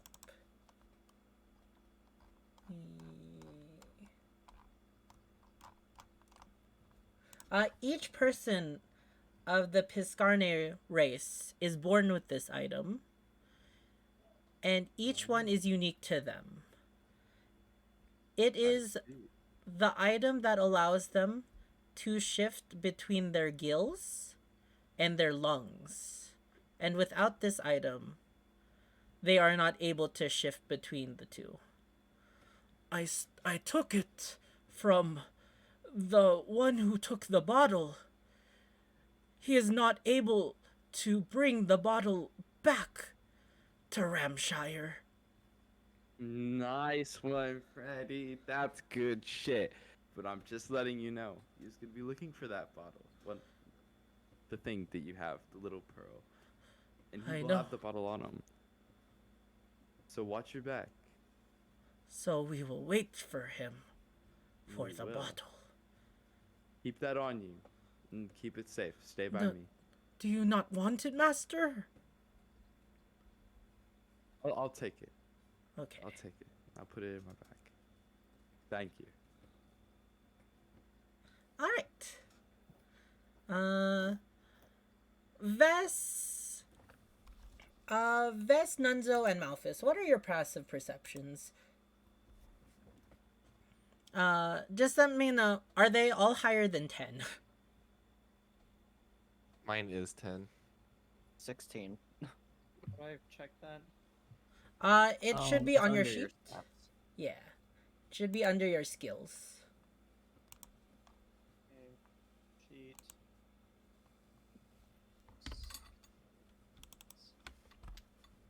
Where are you skills? Yours is a 16, Nunzo. All right.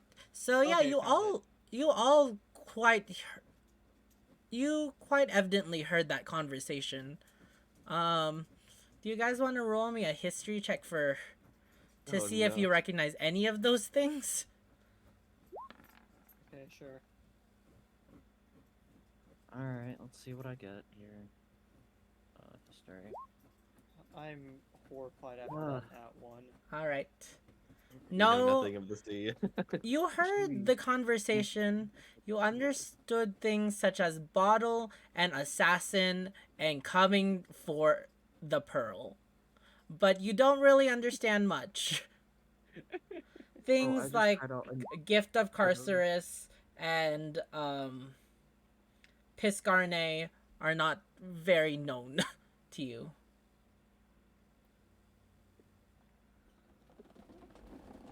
Do you want to do anything about that? Or do you want to just let the cart travel along? I'm not gonna do anything.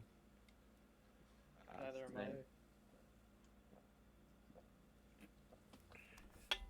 I. Okay then. And with that, we can continue on. Wait, sadly, yes? No, Vess no, is it's allergic to the sea. Yeah. Oh, sorry. I was like, did you want to do something, Vesser? All good, all good. Alrighty. And with that,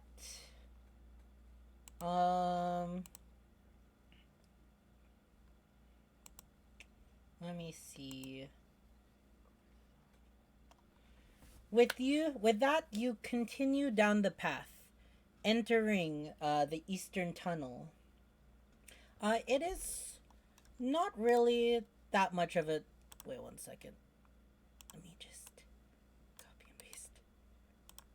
It is not too bad of a tunnel. Oh, never mind. Don't look at that. Hold up. Those are supposed to be hidden. You didn't see anything. What are you guys talking about? Something about the sea. Yeah. I'm glad Farsighted, that- it's okay. Of course, Vess wouldn't know anything about the sea. He's allergic to it. Yeah. Yeah, no one caught anything. I have a question for The best part everyone about in it the is cart. I was tabbed out when when that happened, so I didn't even see it. What's your question? What does everyone fight with and use as their weapons? Oh yeah, you can Cause- ask that. What does everyone fight with that? Because it seems y'all have some type of weapon and we're going on an adventure. Do you guys fight with some type of weapon?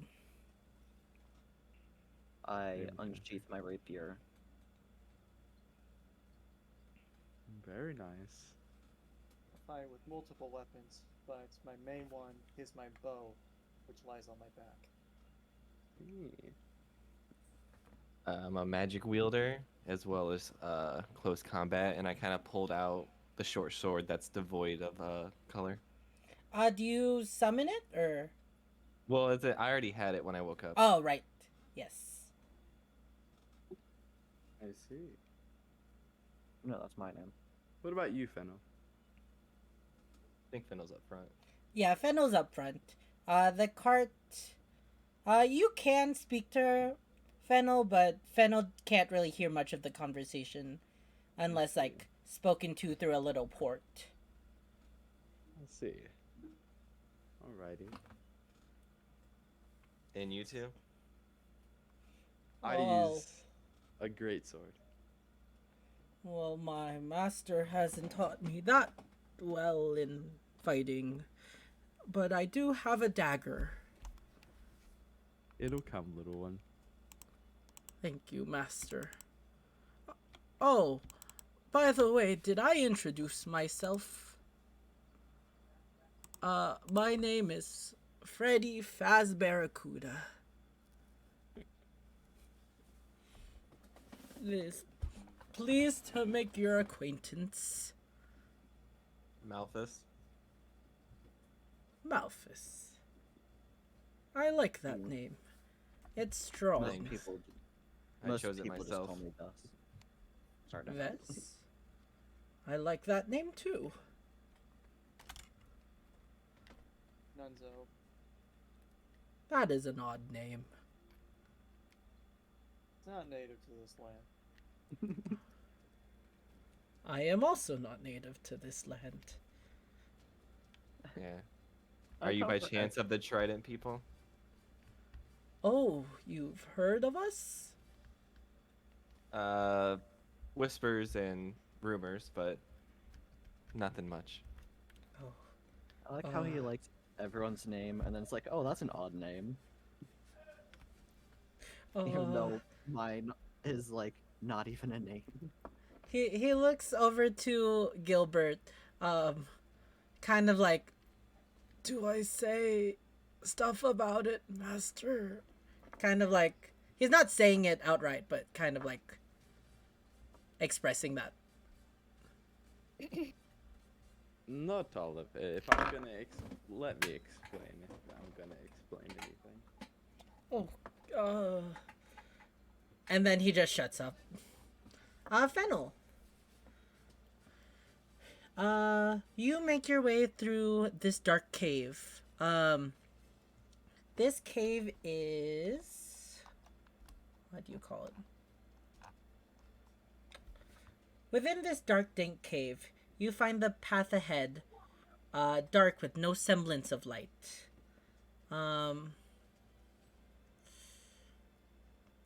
And as you leave the entrance of the cave, delving deeper in, you find yourself blind to everything. How do you react to this, Fennel? First, I'll tell Misfire it's okay, it's okay. And then I'll prestidigitate a torch or a flame of some sort. All right. You make a small flame in your hand. That of which only sheds about like 10 feet of light around you. Edwin instead lights a whole torch, shedding a brighter flame. That was a Thank nice you. trick, but you know you can't use that spell for everything. Well, Anyways, let's see. The path you follow is straight and clear, as there appears to be very little deviation, almost as if this tunnel was man-made. It just appears that the tunnel declines ever more gradually as the further you go.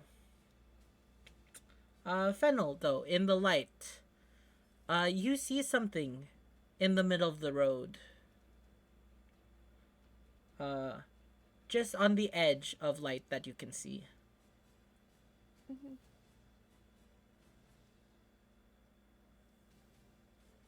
What do you... What is that up there, sir? Since you I- have a much brighter flame than mine. He's holding the flame, so it's bright enough for everyone to see. Alright, he peers over, but then covers his mouth in shock. What is in front of you is the corpse. And it appears to be a fresh corpse of a person. I Sudden- will yell to the guys in the carriage to come out and look. You're gonna yell? Got it. Just gotta check. Well, not yell, but No, knock no, on you the said thing. yell. You said yell. Just gonna draw something there. All you know, right. a little bit of a panic, but it's fine. Yeah. So you yell at everyone, and the caravan comes to a stop. Everybody unloads, and with the light that Edwin can see, you all gather around the freshly picked corpse of the of this traveler. Everybody has Nunzo. Do you have dark vision? Sorry, I always forget if you have dark vision. I do. You have dark vision. Vess has dark vision. Gilbert has dark vision. And Malphus. Malphus, you can see the entire tunnel just fine. Yeah, I have Devil's Sight. Yes. Are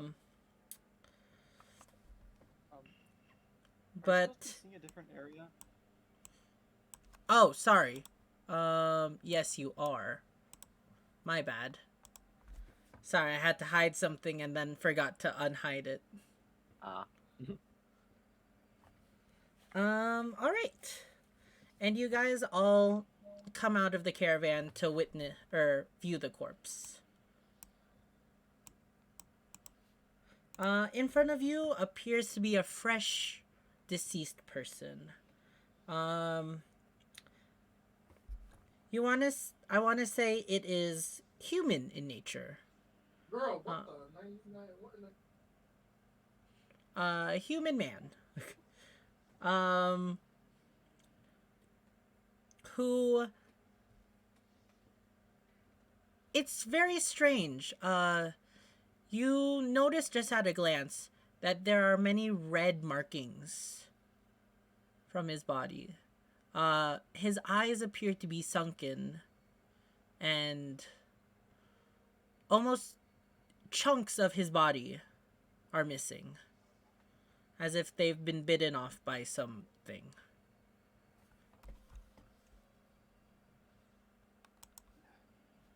I have a Gross. question. Of course. Can I maybe roll survival to see if there's anything around us? Or if I see any foot tracks or anything? Yes. Roll me survival, please. An 11. Though you don't... You do notice some tracks. Ones that you don't recognize. They appear to be maybe avian. In appearance, but that is quite... What do you call it? Quite hard to tell because there are many sets of tracks overlaid on each other, stepped upon each other, that they almost seem to just not appear to be anything. But you do notice some tracks. And they all appear to be going around this body. What you also do notice is they appear to be around this body, but don't seem to be leading to and from anywhere.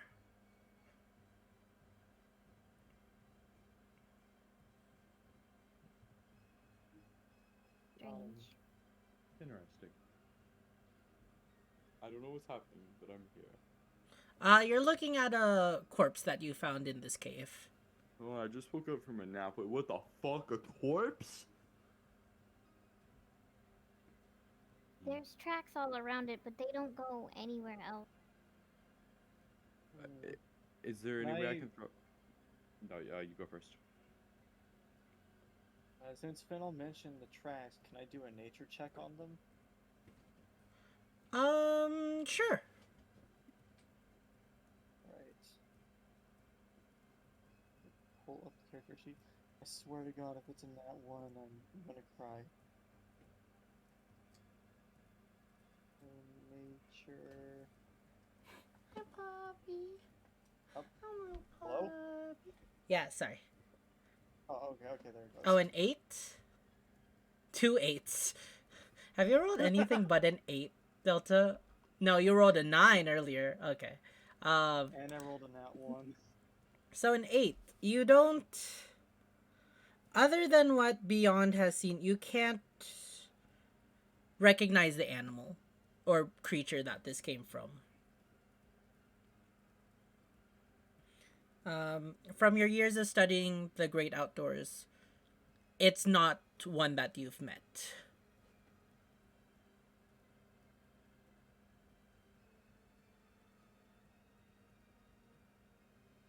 I don't recognize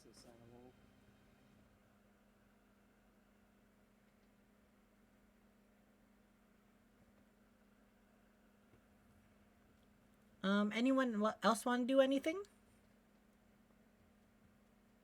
I have. Yeah, I can. I want to throw an investigation check, if I can, to see like what the corpse is, the tracks around it, kind of investigate there, just kind of everything, just like. trying to I'll figure out say the tracks are pretty well investigated. I will say investigate the body. Yes. Okay, you can roll that. Alright then. Alright, mate. Do an investigation check. Holy shit. Wow, you're good at investigations. Good job. All right. So, from what you can tell from this body, like I said, he's not more than a day or two deceased. And from what he carries within his bag, you can tell that he was some kind of salesman of sorts. As looking through his bag, you find some fine silk spools, most of which have also been tattered by the unknown entity and deemed unusable. But one of them seems to be intact. Interesting. In addition, due to that high roll, you also notice something interesting about the body. It somehow has undergone rigor mortis, and its left arm, the remaining arm from its body, is pointing upwards.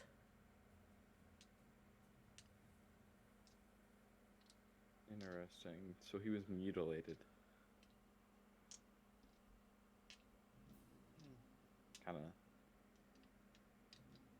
Mutilated, fucked. you say? Yeah. Why don't we all get back inside the caravan with the horses and try to get through this cave? Did anyone else want to do anything? No, I don't think so. Since... Nah, never mind. Never mind, wouldn't make sense.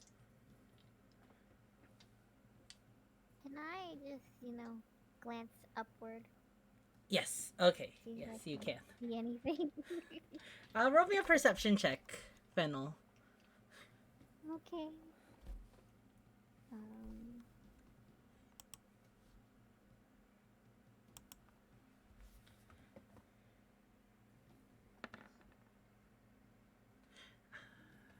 Okay.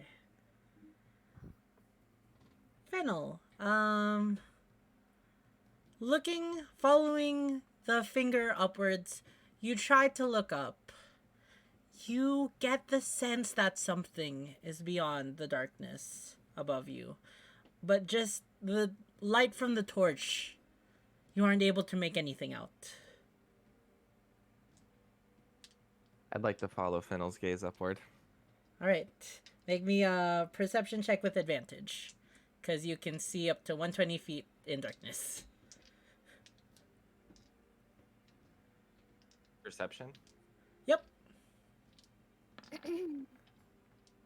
Thank goodness. Ooh, Nat 20. wow. All right. 19 Yeah. and a 20. Wow. You see your bunny friend like squinting their far-sighted eyes, even though they can't see. You just glance up, and quite clearly, through your devil sight, you can see many creatures, actually. They are, what do you call it? Hey, let me pull up the description. Let's see.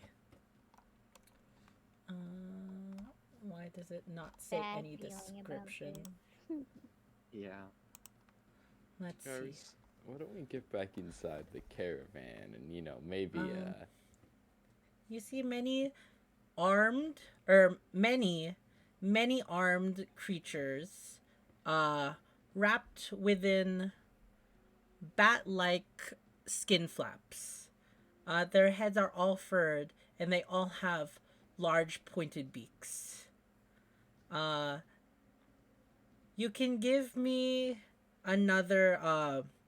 You can give me a nature check to see if you recognize this type of beast. If you want. Yes, you do. All right. You've be using the encountered road. them before, or maybe a specimen of them. You know that these are sturges. Nasty little beasties that dwell within caves. That are akin to oversized mosquitoes. All right. I kind of since I'm standing next to Edwin, I kind of nudge him, and I'm like, hey, do you know what a sturge is? A sturge. Yeah, we got some guests above us. We don't have time to get in the caravan. Everyone, be as quiet as you can. Make your way to the exit as quietly and as quietly and as quickly as possible. Alrighty, guys. So, we got something here called a skill challenge. So let me set the situation. The end of the cave is just a little pass over here, right? Mm-hmm. However, this whole area is the den of what do you call it? Sturges, whatever. Yes, sturges. Sorry. Now there is a certain amount of successes that you need to make through skill checks in order to safely make your way out of this cave. For this one, the basic way to get through this is by making stealth checks and moving your way out of the cave. Or making your way through the cave. One of you will have to be pulling the caravan. But if you have anything that can help in this moment, say things that make you quieter, things that make you move, things that will help you in this situation, you can use it. I might have something that can help a bit. Let me check. So someone's gonna have to move the caravan, right? Like on the horse or push it? Someone will need to lead Mistfire to move the caravan. Master, what's going on? Things. I have a question. Yes. Could I make a distraction? Like a big, could I sneak out and just make a huge distraction? Me screaming, yelling, banging my sword up and down, raging just a ton. Just make me a insight check to just like think about how well that plan will work. Actually, before that, I have a question.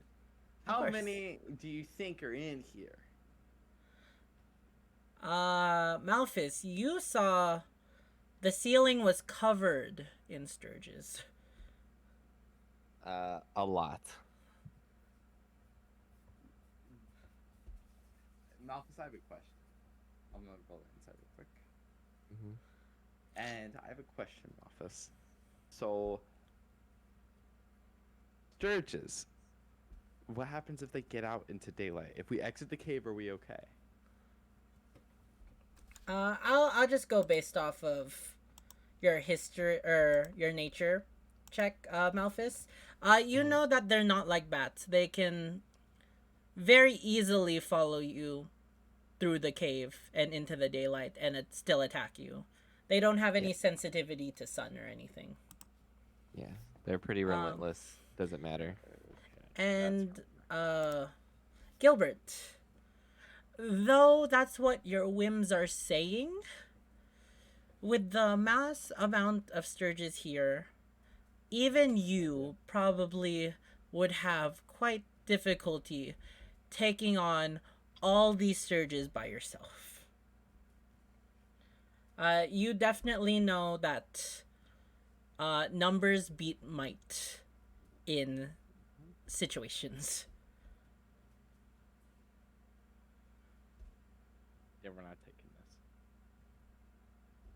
All right. Everybody roll me initiative to see who can act first during this. Oh yeah, all right, back on this. Oh, by the way, who wants to command misfire?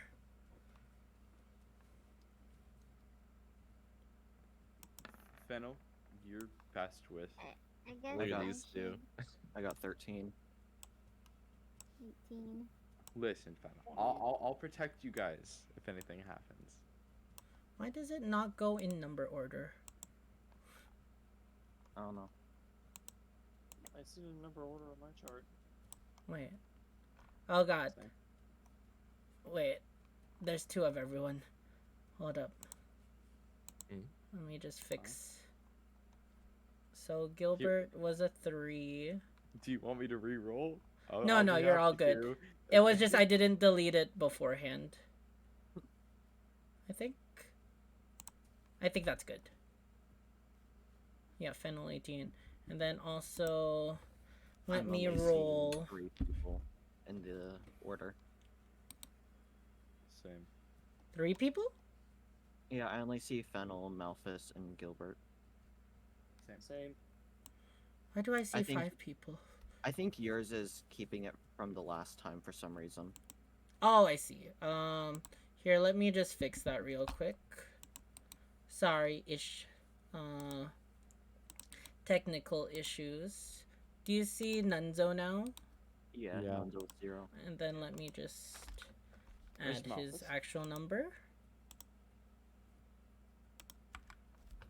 20. And Malphus was A5. And then I got a 13. 13. And then I think Fennel and Gilbert are Yeah. correct. That's my old one, by the way. 'Cause Can you rolled still see it? manually. No. Okay. Here, then let me just get rid of you.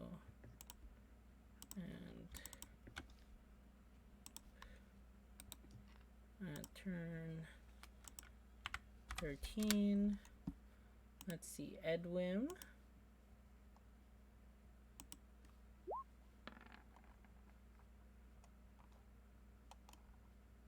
Why didn't that add him? Okay.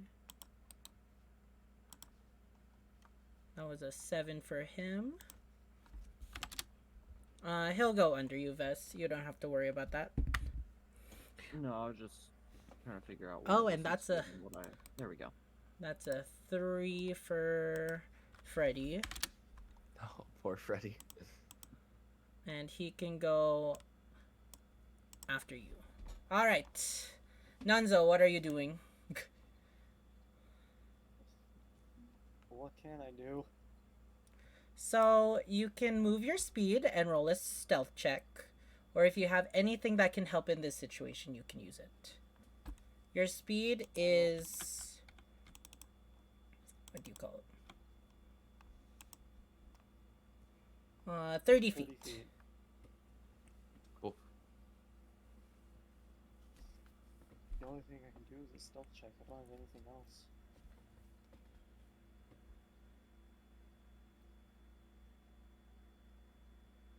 Freddy the goat. Oh, Alright. Where do you move to?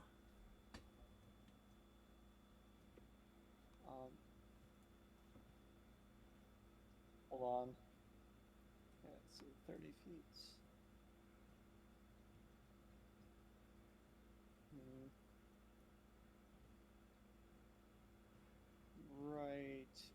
Right here in this.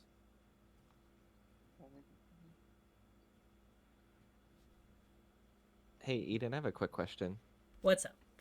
If you use your bonus action to move as well, do you have to make 2 separate stealth checks? Nope. Okay. You mean bonus action to dash? Yeah, sorry. Okay. Or, I guess that'd be main action, not bonus action. You can't use your main action to dash or anything, because you're using your main action to hide. Oh, so then I guess I'm the only one that can. Yeah. Okay, I'm done. All right. Fennel, you're driving the caravan? So instead of rolling stealth, roll me an animal handling check to calm Misfire down enough to move forward.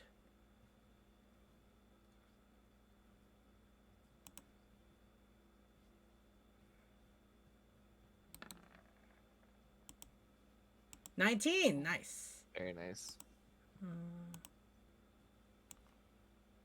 Let's see. You're able to make it.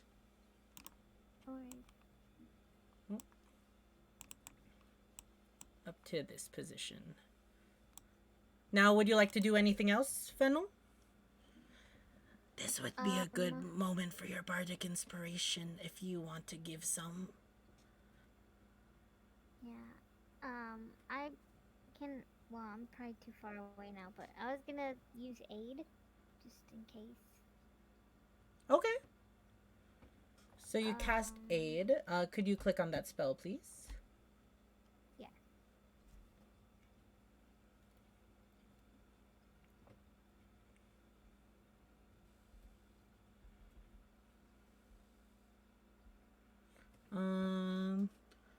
Choose up to 3 creatures within range. We can say you cast it before you moved. Where would you like to give, or who would you like to give aid to? You can give it to 3 creatures. I'll give it to Nunzo, Vess, and Freddy Fazbear Rakuda. Got it. So I feel like the Nunzo. rest can handle themselves. So 5 plus 8.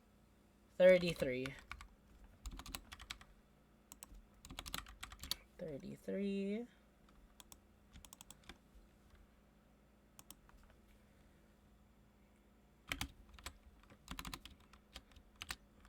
And then that'll be it. Alright.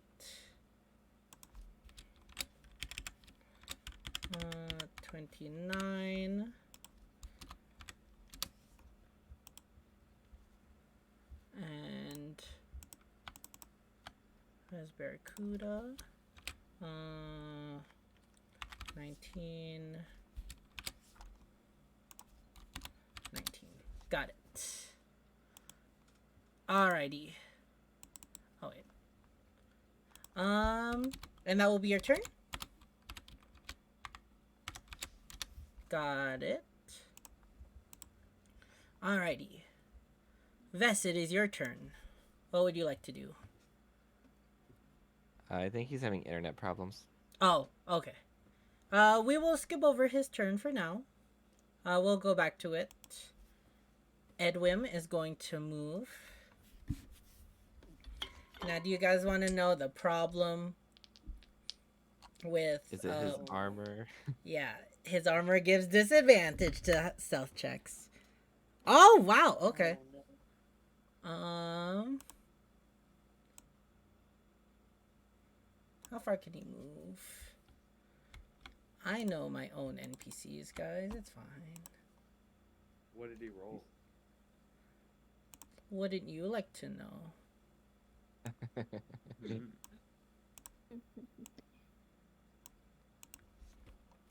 All right. Malphus, your turn. Great. You guys ready for this Nat 2? Oh Let's my Alright, I God, guess I'm no. rolling stealth.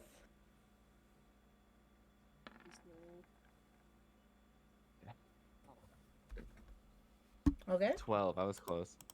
So I guess I'm moving 30 feet. Where did that go?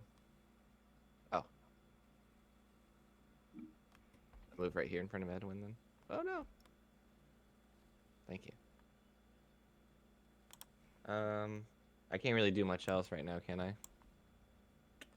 Because I'm using Unless you my have main any. action to hide. Yeah, unless you have any spell. Well, Is dash moving. not a bonus action? Not for you. Okay. Only certain classes get dash as a bonus action. Okay. For example, Vess as a rogue. Alright, I guess I'll end it then. All right. Gilbert, Mm-hmm. it is your turn. All right then. Are you just stealthily moving? Is there really anything else I could do? Not really. Unless you have anything ability-wise, but I don't believe you do. I don't think so either. Yeah, I'm just gonna throw a stealth check out there. Oh. All right, and then you can move 30 feet. Okay. Keep that going. God, give me a second. Here, if you want, I can... Yeah, can you just move me right behind the person? Edwin? Yeah. Got Yeah. it. I always forget his name. It's okay, you just met him. Come on, Freddy. I'll end my turn. Oh, okay.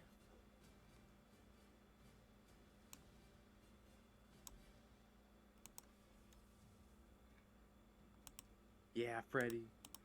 I like Freddy. He's my favorite character. Alrighty. And Freddy. Back to Nunzo. Right. Let's roll stealth again.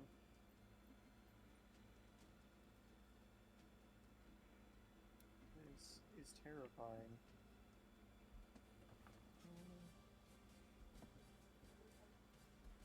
17. Good.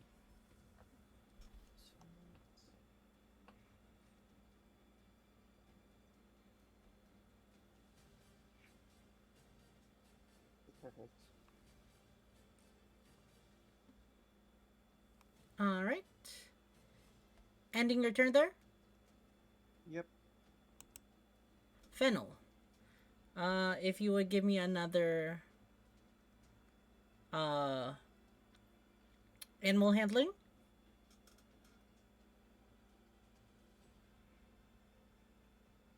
Could speak to animal be of any use to me too? Yeah. Did you want to cast that beforehand, or? Because it would have just given you advantage, but you kind of did a really good animal handling check.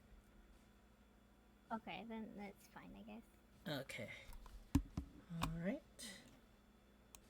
And with that, you make it out of the cave.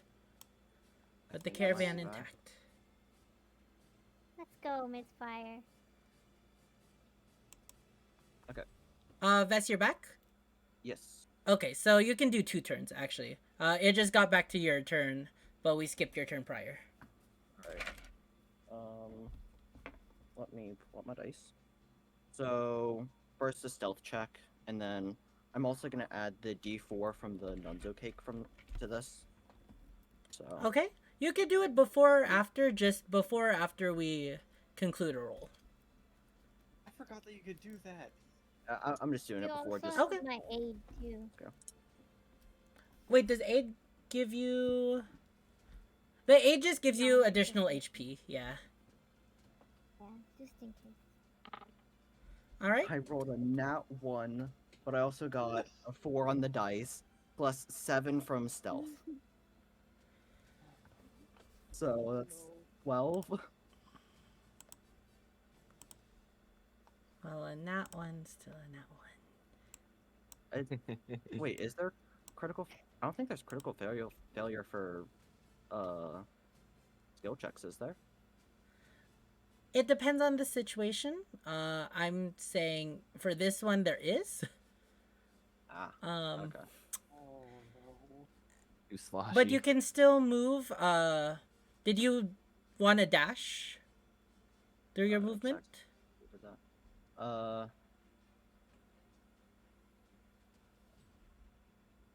I guess so. Why not? Okay. So you can move up to 60 feet. Alright, I'll just go to there. All right. And then we can count this as your second turn now. Let's see, how far is... I will just, for this turn, I'll just sit here and do nothing so I don't fail a stealth check again. I have a All right. plan. Once everyone Okay. gets away.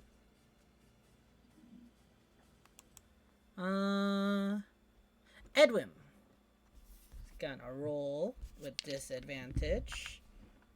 Oh Oh no, that's not good. no. Oh no. I'm scared. All right. He's gonna move.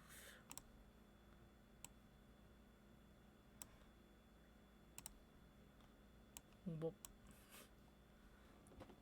Malthus. Hello. Okay. You're here, let noticing me- the sturges starting to stir above you. I kind of like in a hushed tone towards Edwin, like keep it down. I'm trying. Where's my stealth? Nice. All right.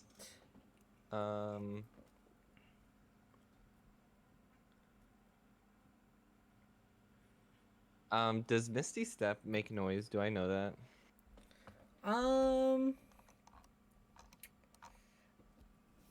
You don't know, but you can give it a try. Oh boy, I think I'll hold off for now. Okay. I don't want. You know what? I'm just gonna metagame tell you. You could do it quietly enough that it won't cause a penalty. That still only gives me 30 feet, right? Yeah. I think Misty Step, isn't it 60? It's Could you 30. click the spell? Oh. Oh, that's Oh weird. wow. I thought it was 60. Okay. The range is 60. Range 60. What does that mean, range 60? Wait, what does Because- that mean? When I'm in the 5e thing, it says I can only cast on self. Yeah. I wonder. But in the 5e, it also says 30 feet, so. Yeah. All right, Oh, I'll sorry. hold off for now. I think we changed that for a different spell when you replaced that spell, so that 60 feet shouldn't be there. Oh, it's just from the previous. Okay, yeah, Yeah, it's just 30 It's from feet. Arms of Hadar. Yeah.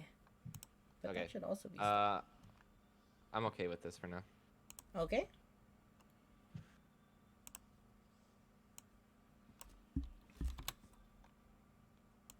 All right. Gilbert, your turn. Oh boy, alrighty. So, check. All right. And move your. How does the barbarian get a better stealth check than the rogue? Listen. The luck of the dice. Yeah, let me just. Yeah, we'll just. Also, I hate how Roll20 doesn't keep the setting for broadcast to others. What do you mean? Like when you are measuring with the line, you can turn on broadcast to others like this, or you can just turn it off so only you can see it. Yeah, you can toggle it, I think. Yeah, but it doesn't save between like each time you open the app or open the web page. Oh. I don't- I think if you click linger. No, that's just the delay for if it like stays around and like you can manually delete it, or if it just disappears as soon as you let go. Is there anything else I can do? I don't think so. I don't think so. Yeah, alright, I'll end it. Oh, do you already move? Yep. Mhm. Wait, did you move? Yeah. Okay. And then the boy.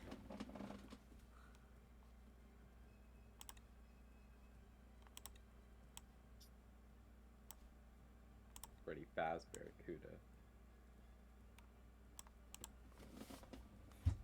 Alrighty.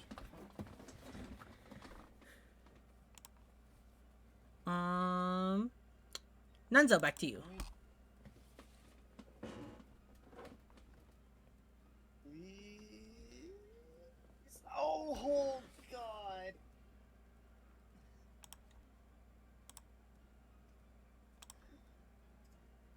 Alright. Yep, Oh, that's that's too terrifying. close. Okay. And you can move your space. Yes.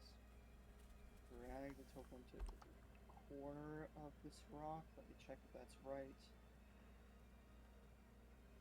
Okay, one more space.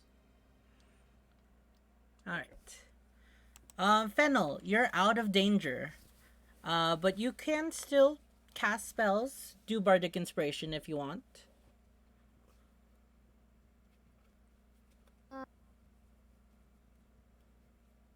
Can I give Bardic Inspiration to Edwin? He seems like he's struggling a little. Sure.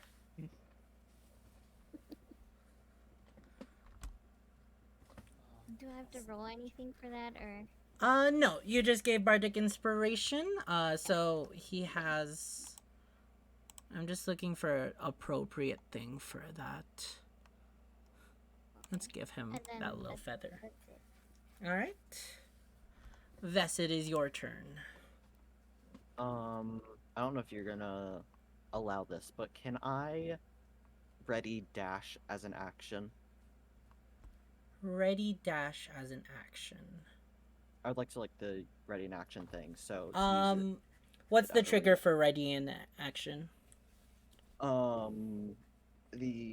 What are the name of the monsters? Sturgis? Sturges. When those like start coming at us. Okay. Got it. And you aren't moving at And all? I'm just saying here. Okay. Edwin. It's going to move. Ah! Pubby, did you eat my die? Pubby ate my die. Wait, what? Not really, but...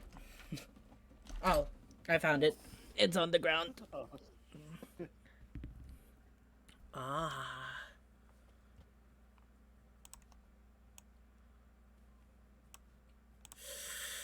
Okay.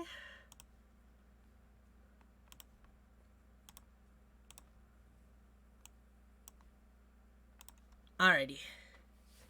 You guys can't see those lines, right? I'm gonna pretend that you guys can't. Okay. No, I can't Malphus. see him. It's your turn.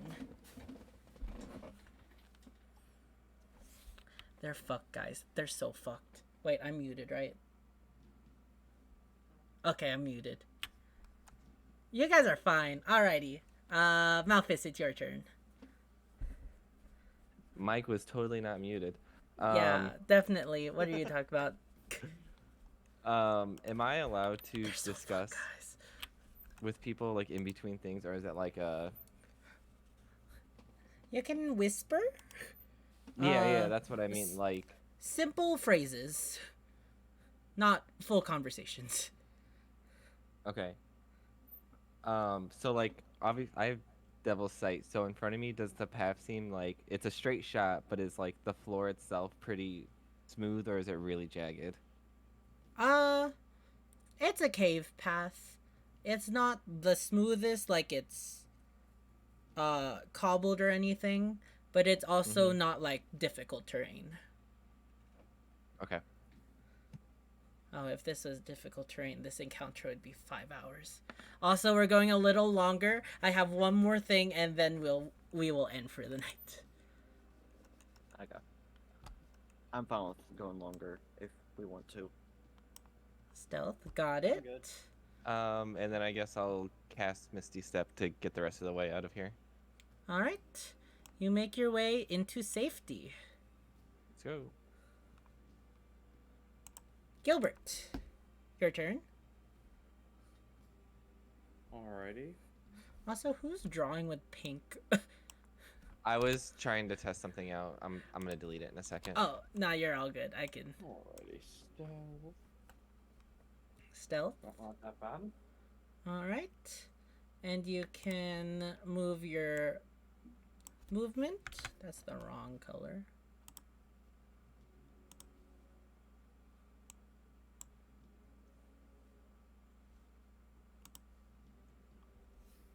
Alrighty. Alrighty. And Freddy. Let's go, Freddy. Pretty fast, Barracuda. Freddy is on top of it.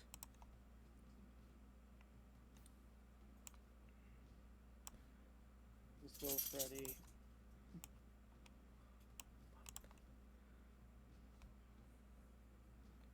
Definitely rolled super well with that.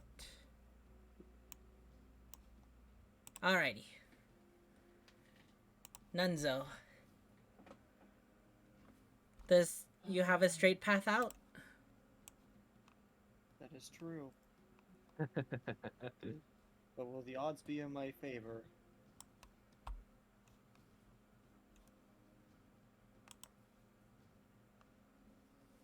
Three, two, one. Oh God.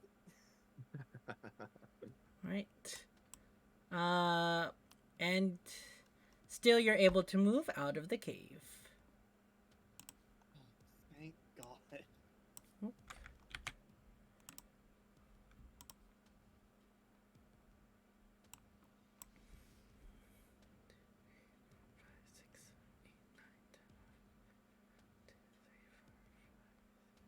Okay. Fennel, want to do anything to help? Oh, Edwin did use his bardic inspiration, by the way.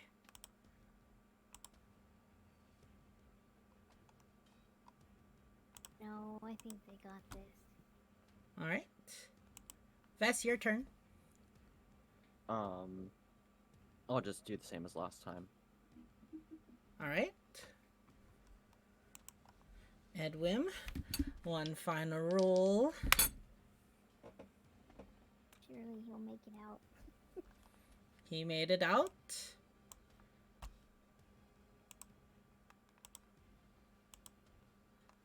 Malphus, you are out. Did you want to do anything? No, I don't have anything I can do. Gilbert, one final Yep. roll and you're home safe.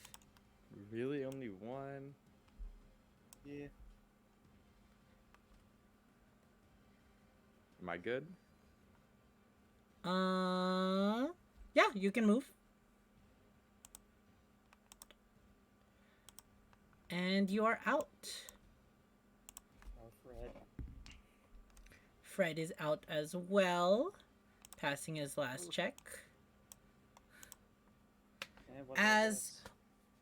you all escape the cave, each of you feel the warm sun glow on your skin. Vess, it is still you. I would say I'm still in the cave. Don't worry, I knew you were there. Oh, I thought you were moving on, saying because you said everyone. All right. No. I guess I'll I'm try a stealth roll and then go from there. all right. Be careful with this. Yeah. No pressure. Nat Whoa, 20. okay. Let's go. All right. And did you want to add your dash to that? I'm just gonna bonus action dash all the way out. Yep. And with that, you have successfully made it out of the cave. Wow. Woo! Good job, guys. I made it, that's all that matters. After you escape the cave, You feel the warm sun glow on your skin. Uh, you've never been so excited to see the outdoors in your whole lives.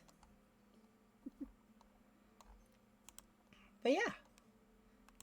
Afterwards, you reconvene and set up your caravan once again, taking the same positions that you did take, and continue down to the base of the mountain.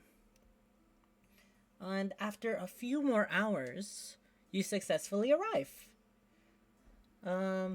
Beginning your trek down the path, you find a nice riverbed to set up for camp.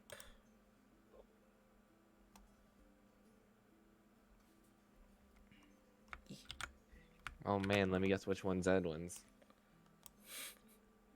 And after a few hours, you successfully set up camp for a long night's rest.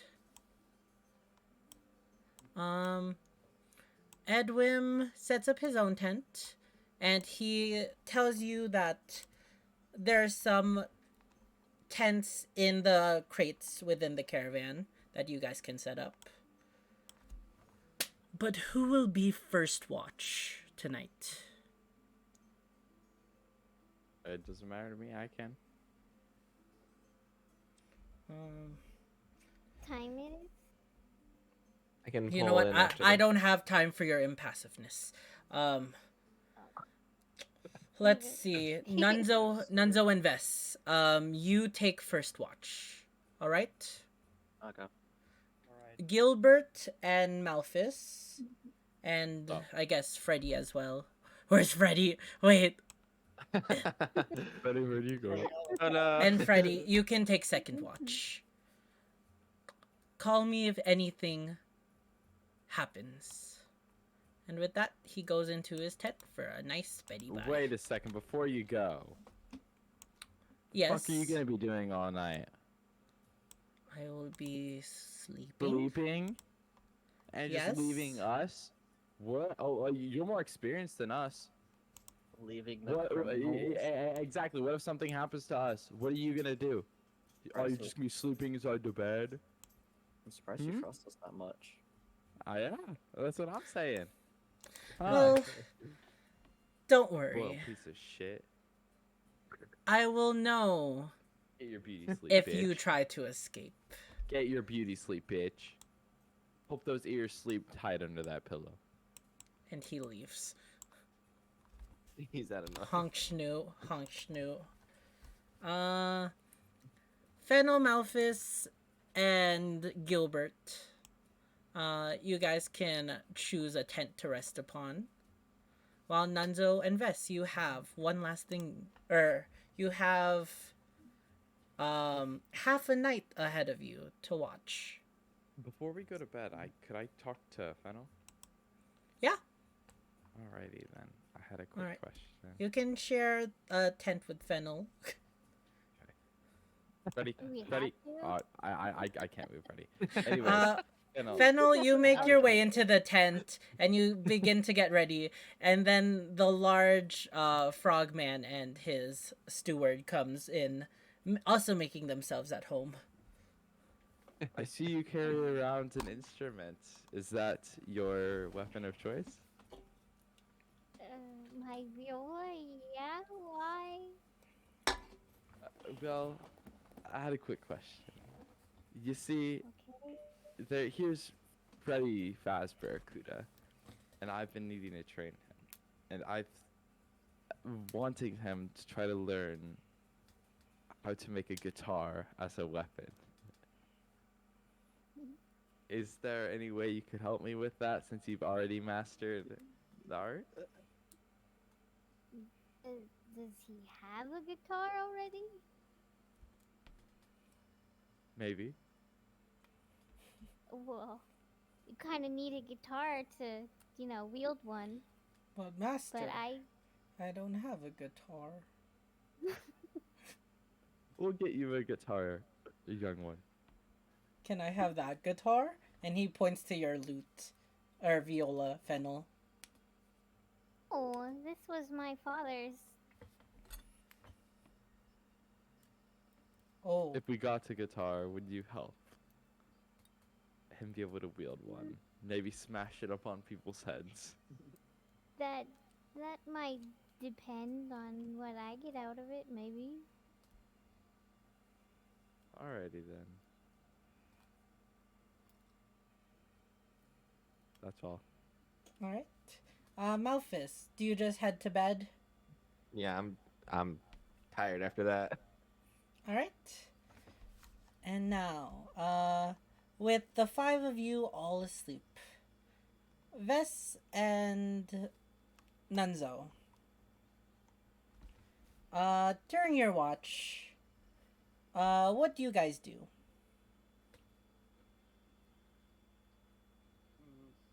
I think I have dice. If we want to play dice. I have a question, Eden. Yes. Yeah, I got dice. Is there any way that I could just like not sleep for a bit, maybe stay up a bit late, and propose something to Vess and Nunzo? I would prefer if you saved it. Okay. I Just, see. I was know just gonna this propose session. some cards. That's all. Oh, okay. Just playing cards. You know what? That's all. fine. Alrighty. So, would you guys like to? Yeah, you could do that, I guess. So, Nunzo and Vess, you gather around this campfire. Just watching the night, making sure nobody comes upon your campsite. When from one of the tents, Gilbert comes out. Y'all want to play a game? I got cards. What the? You sure you don't want to sleep? Cards. I don't need to sleep right now. I want to play a game. You know, maybe we can get some stakes going and everything. It's kind of fun. We can't just be sitting here all night doing nothing. Come on. I don't need sleep. Sure, anything to distract me from this strong cinnamon smell that I keep smelling. What kind of steaks you talking about? I don't think any of us really have money. I have a question. You know that sword you have, right? I Yeah. was wondering, would you like to bet each other's weapons on some cards?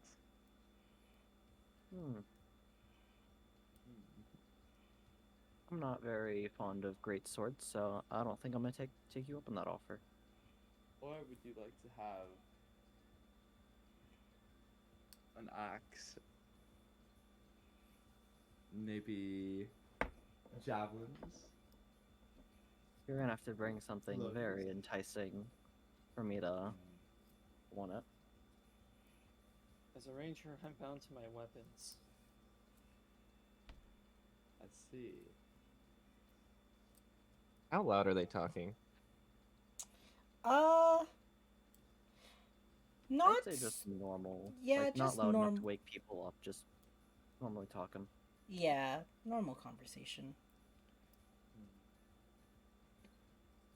Well, I do have this special pearl that's very, very, very expensive. Oh my god. I guess I'll Okay. take a look at it. I hand it to you. I want to do an insight check on. Should I roll a check on it? Roll me an investigation to see if you can appraise it. Are Alright. you looking at it in a monetary view? Okay. Do you want me to explain what value it has? That's an invis.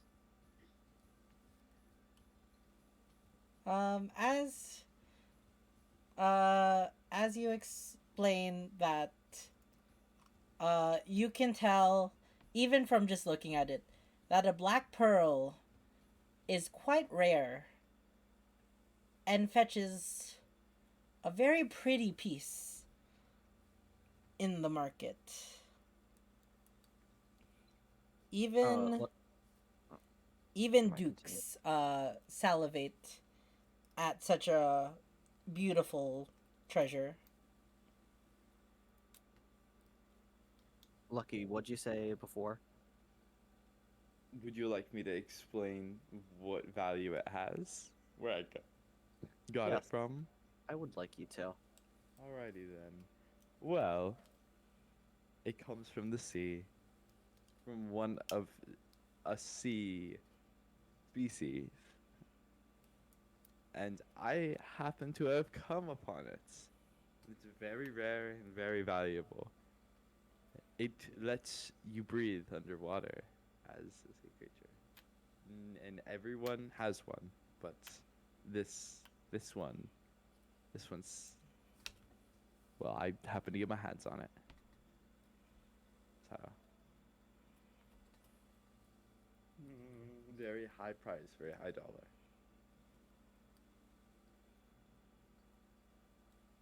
What do you say? Hmm. Very valuable. So the card game would be the bets would be my rapier and this pearl. Yes. With this Seems a pearl, you could little- buy 1,000 rapiers. Well, that's an extent, but you could buy more than one, I'm sure.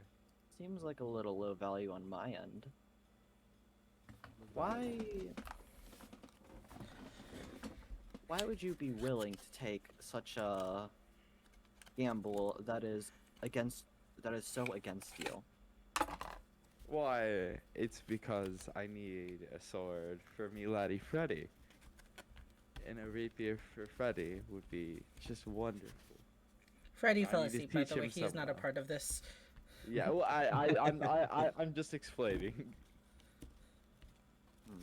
I need a sword to teach laddie Freddy and for him to train on. Since the guitar is not yet here, and I would love to start training him.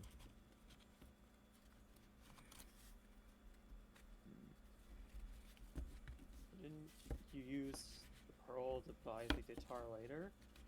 Yeah. Not exactly. I like card games. I like having high stakes. High stakes, high stakes. Seems like you're kind of wanting to get rid of this. Not exactly. It just have no value from it. Gold isn't really what I'm looking for at the moment.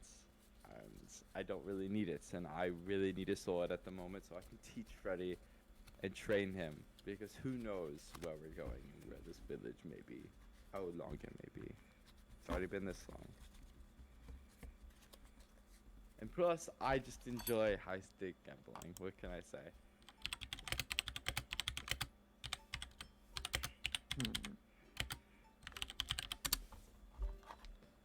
You know, I'm not going to take that offer. Alright then.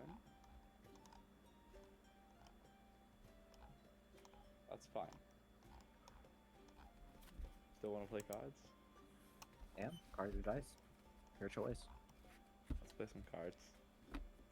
Alright. Are you?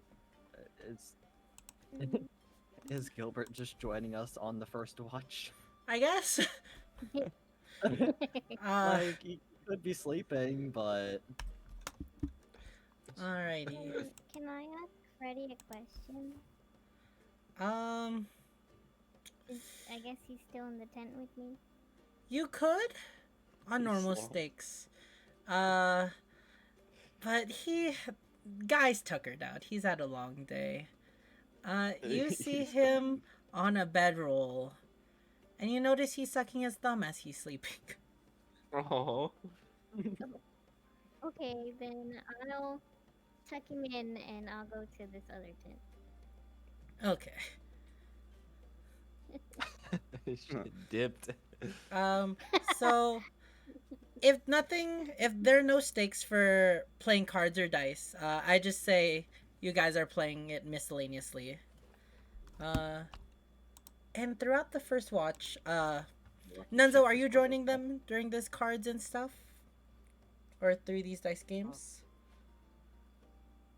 If everything I'm Blazing just Eights. watching them. Okay. Playing Blazing Eights, I guess. So about You sure you don't want to join Dunzo? I'm fine. Let's see. Do you want to make things interesting? Let's do it. All right. Gonna roll a die, and whatever I roll, you get special stakes in this game. Oh no. Oh fuck. You guys thought it was fun to play strip poker. Oh no. Oh no! Wait, You know what? strip poker? Wait. Wait a second. I don't really have anything to lose here. I mean, same, really. I mean, Not a ton. Nunzo, you watch as this happened. 2 hours pass. Both of them are half naked. Gilbert sure has taken a while on this game. And during these 2 hours, you just watched them play until Nunzo, you're the first to notice. Actually, all three of you noticed. As out of nowhere, the flame, the lowly campfire that you've been sitting around, begins to intensify in heat and power. It continues to grow, and then, in one big burst, erupts before turning back to its lowly campfire. And behind the flames, you see something. Or rather, someone.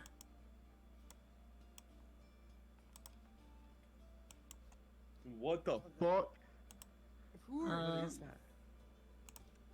Hi. Can I draw my weapon? Yeah.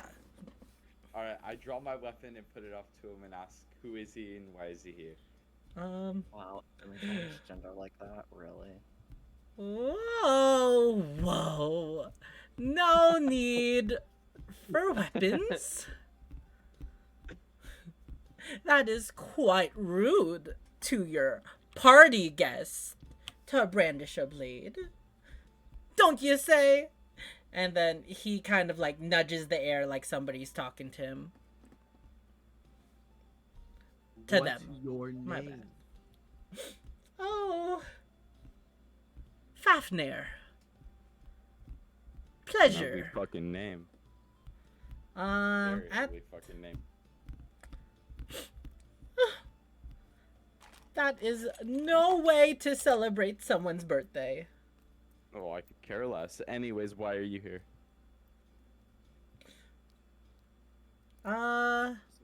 Ves Nunzo and Gilbert. Fafnir tingles your mind. Or the name Fafnir tingles your mind ever so slightly. Yeah, Fafnir. Spelled... Oh, sorry. I mispronounced it. His name is actually Fanair. That's how you spell it. Sorry, it's Fanair, not Fafnir. I just saw the F wrong. Yeah, double F. What's wrong? Do you not like the double F? No, I was just wondering if it was a typo or not. Nah. If you want, you guys can roll me religion checks. Religion checks. Sure. I guess so.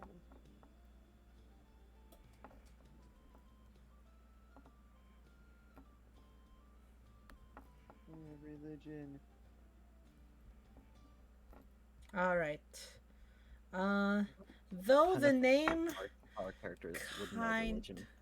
yeah, though the name kind of piques your interest. You don't think you've had any solid idea who this is? Well, no need for blades or fighting or anything. I'm just here 'cause I hear it's someone's big day. Someone's big day? Wait, do you mean... Yup, I do. And then from out of nowhere, he just very intensely like focuses for a second. Nunzo, for some reason, by instinct, you place both your hands out, and in that spot, something pops up from non-existent. And then a little bow on top. It is what appears to be a green wrap present. While this is happening, I'd like to go and wake up Malphus and then go and wake up, Edwin. Okay, I say by the time the present manifests, you've gone to Malphus. You go to Malphus. Oh, okay. Fuck this. I'm gonna go lay Well, down. that's all I wanted to do. Happy birthday. How did you know it was my birthday? I know everyone's birthday. Because I love birthdays. Well, I got a pool party all the way in... I got a pool party all the way in Aghelm. See you!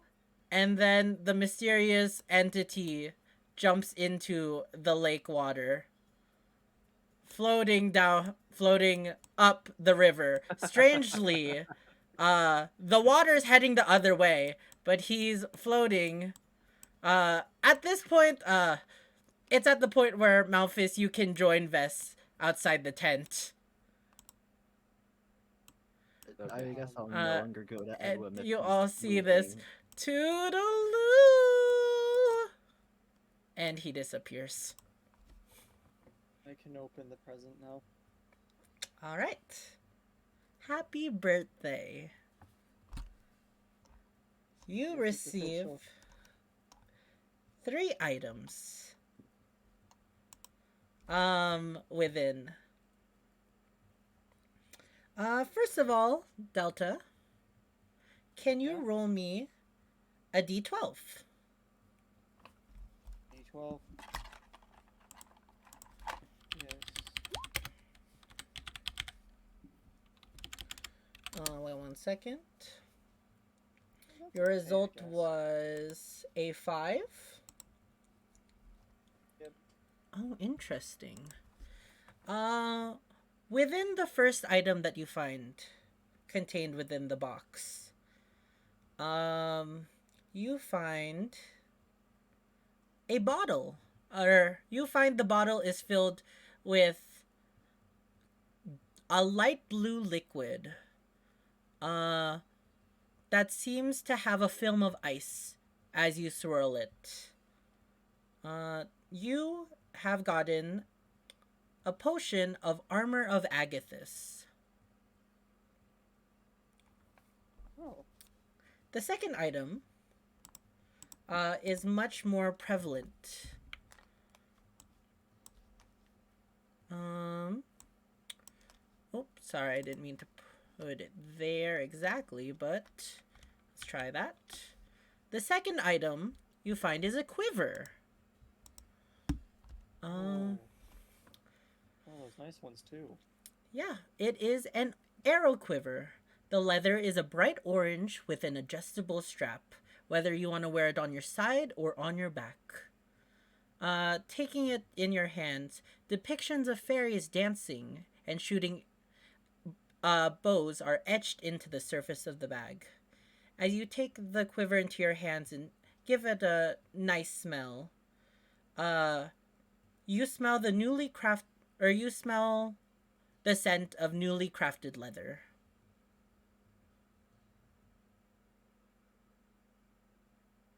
This is one of those nice quivers. Yeah, and if you could roll me an Arcana check. Arcana check. Okay. 13. Awesome. And with that,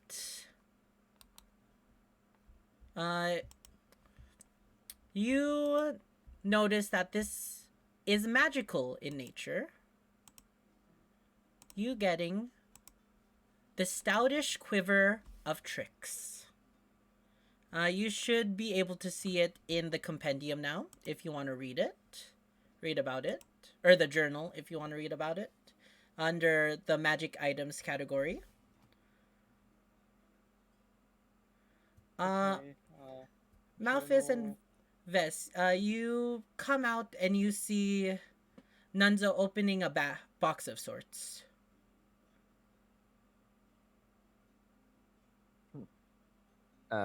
Is it my turn for watch? Wait, Vest, you woke up, Malphus. Yeah. I was gonna was wake up Edwin too, but I guess Fan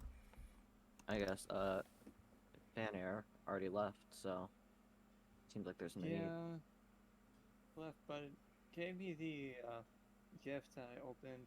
I'm still searching through. I just got this cool potion, and I got this quiver right here. I Looks still very have one more fancy. thing to look. It is fancy. There's still one more thing in here, so I need to look at what that final thing is. Oh, that's my favorite thing! Once again, the flames pop, and he and they return. Malphus, you now see, this creature, in front of you. That is what I call a critical surprise. Critical surprise. Yep. As you hold it in your hand, it appears to be a very small, iridescent stone shaped as a 20-sided polyhedron. On each face of the shape, you see over and over again the number 20.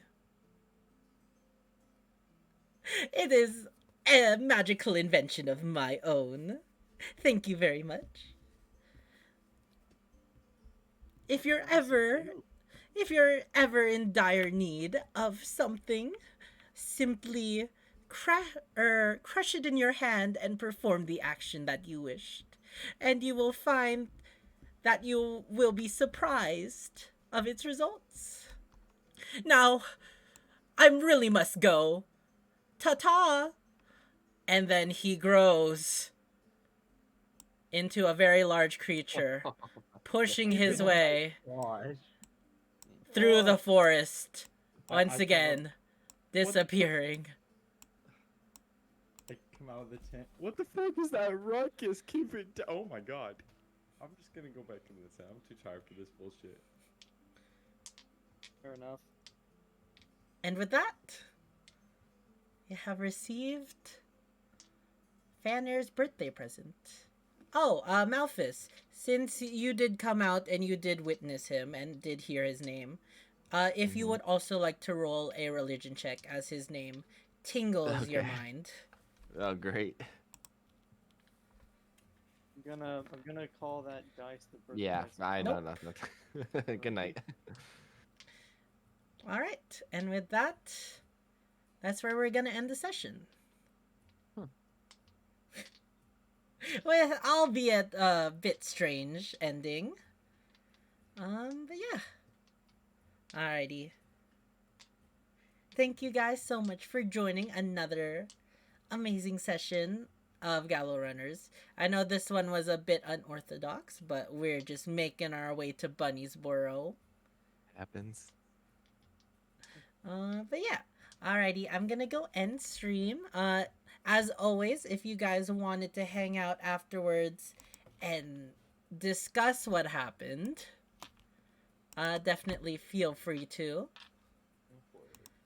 But yeah, I will be right back, guys. I'm just gonna end stream. Alrighty, guys. And with that, that comes the end of another session. thank you guys so much for everyone who stuck around and hung out watching us play our D&D campaign. I hope you guys thoroughly enjoyed, because I certainly did. If you're new around here, we do D&D every Friday, but on the other days we stream all kinds of video games playing with friends. Make sure to check out everyone who's playing down below in the panel. They're all great streamers and all deserve to be checked out. And yeah, let me know if there's any way to help the channel anymore, like D&D wise, if there's anything I should fix or adjust to make it better. But yeah, alrighty y'all, I hope you all have a great rest of your evening. Stream will be as regular tomorrow, gonna be playing more Amori, so get hyped for that. And yeah, hope you all have a great rest of your evening, and see you guys next time. Bye!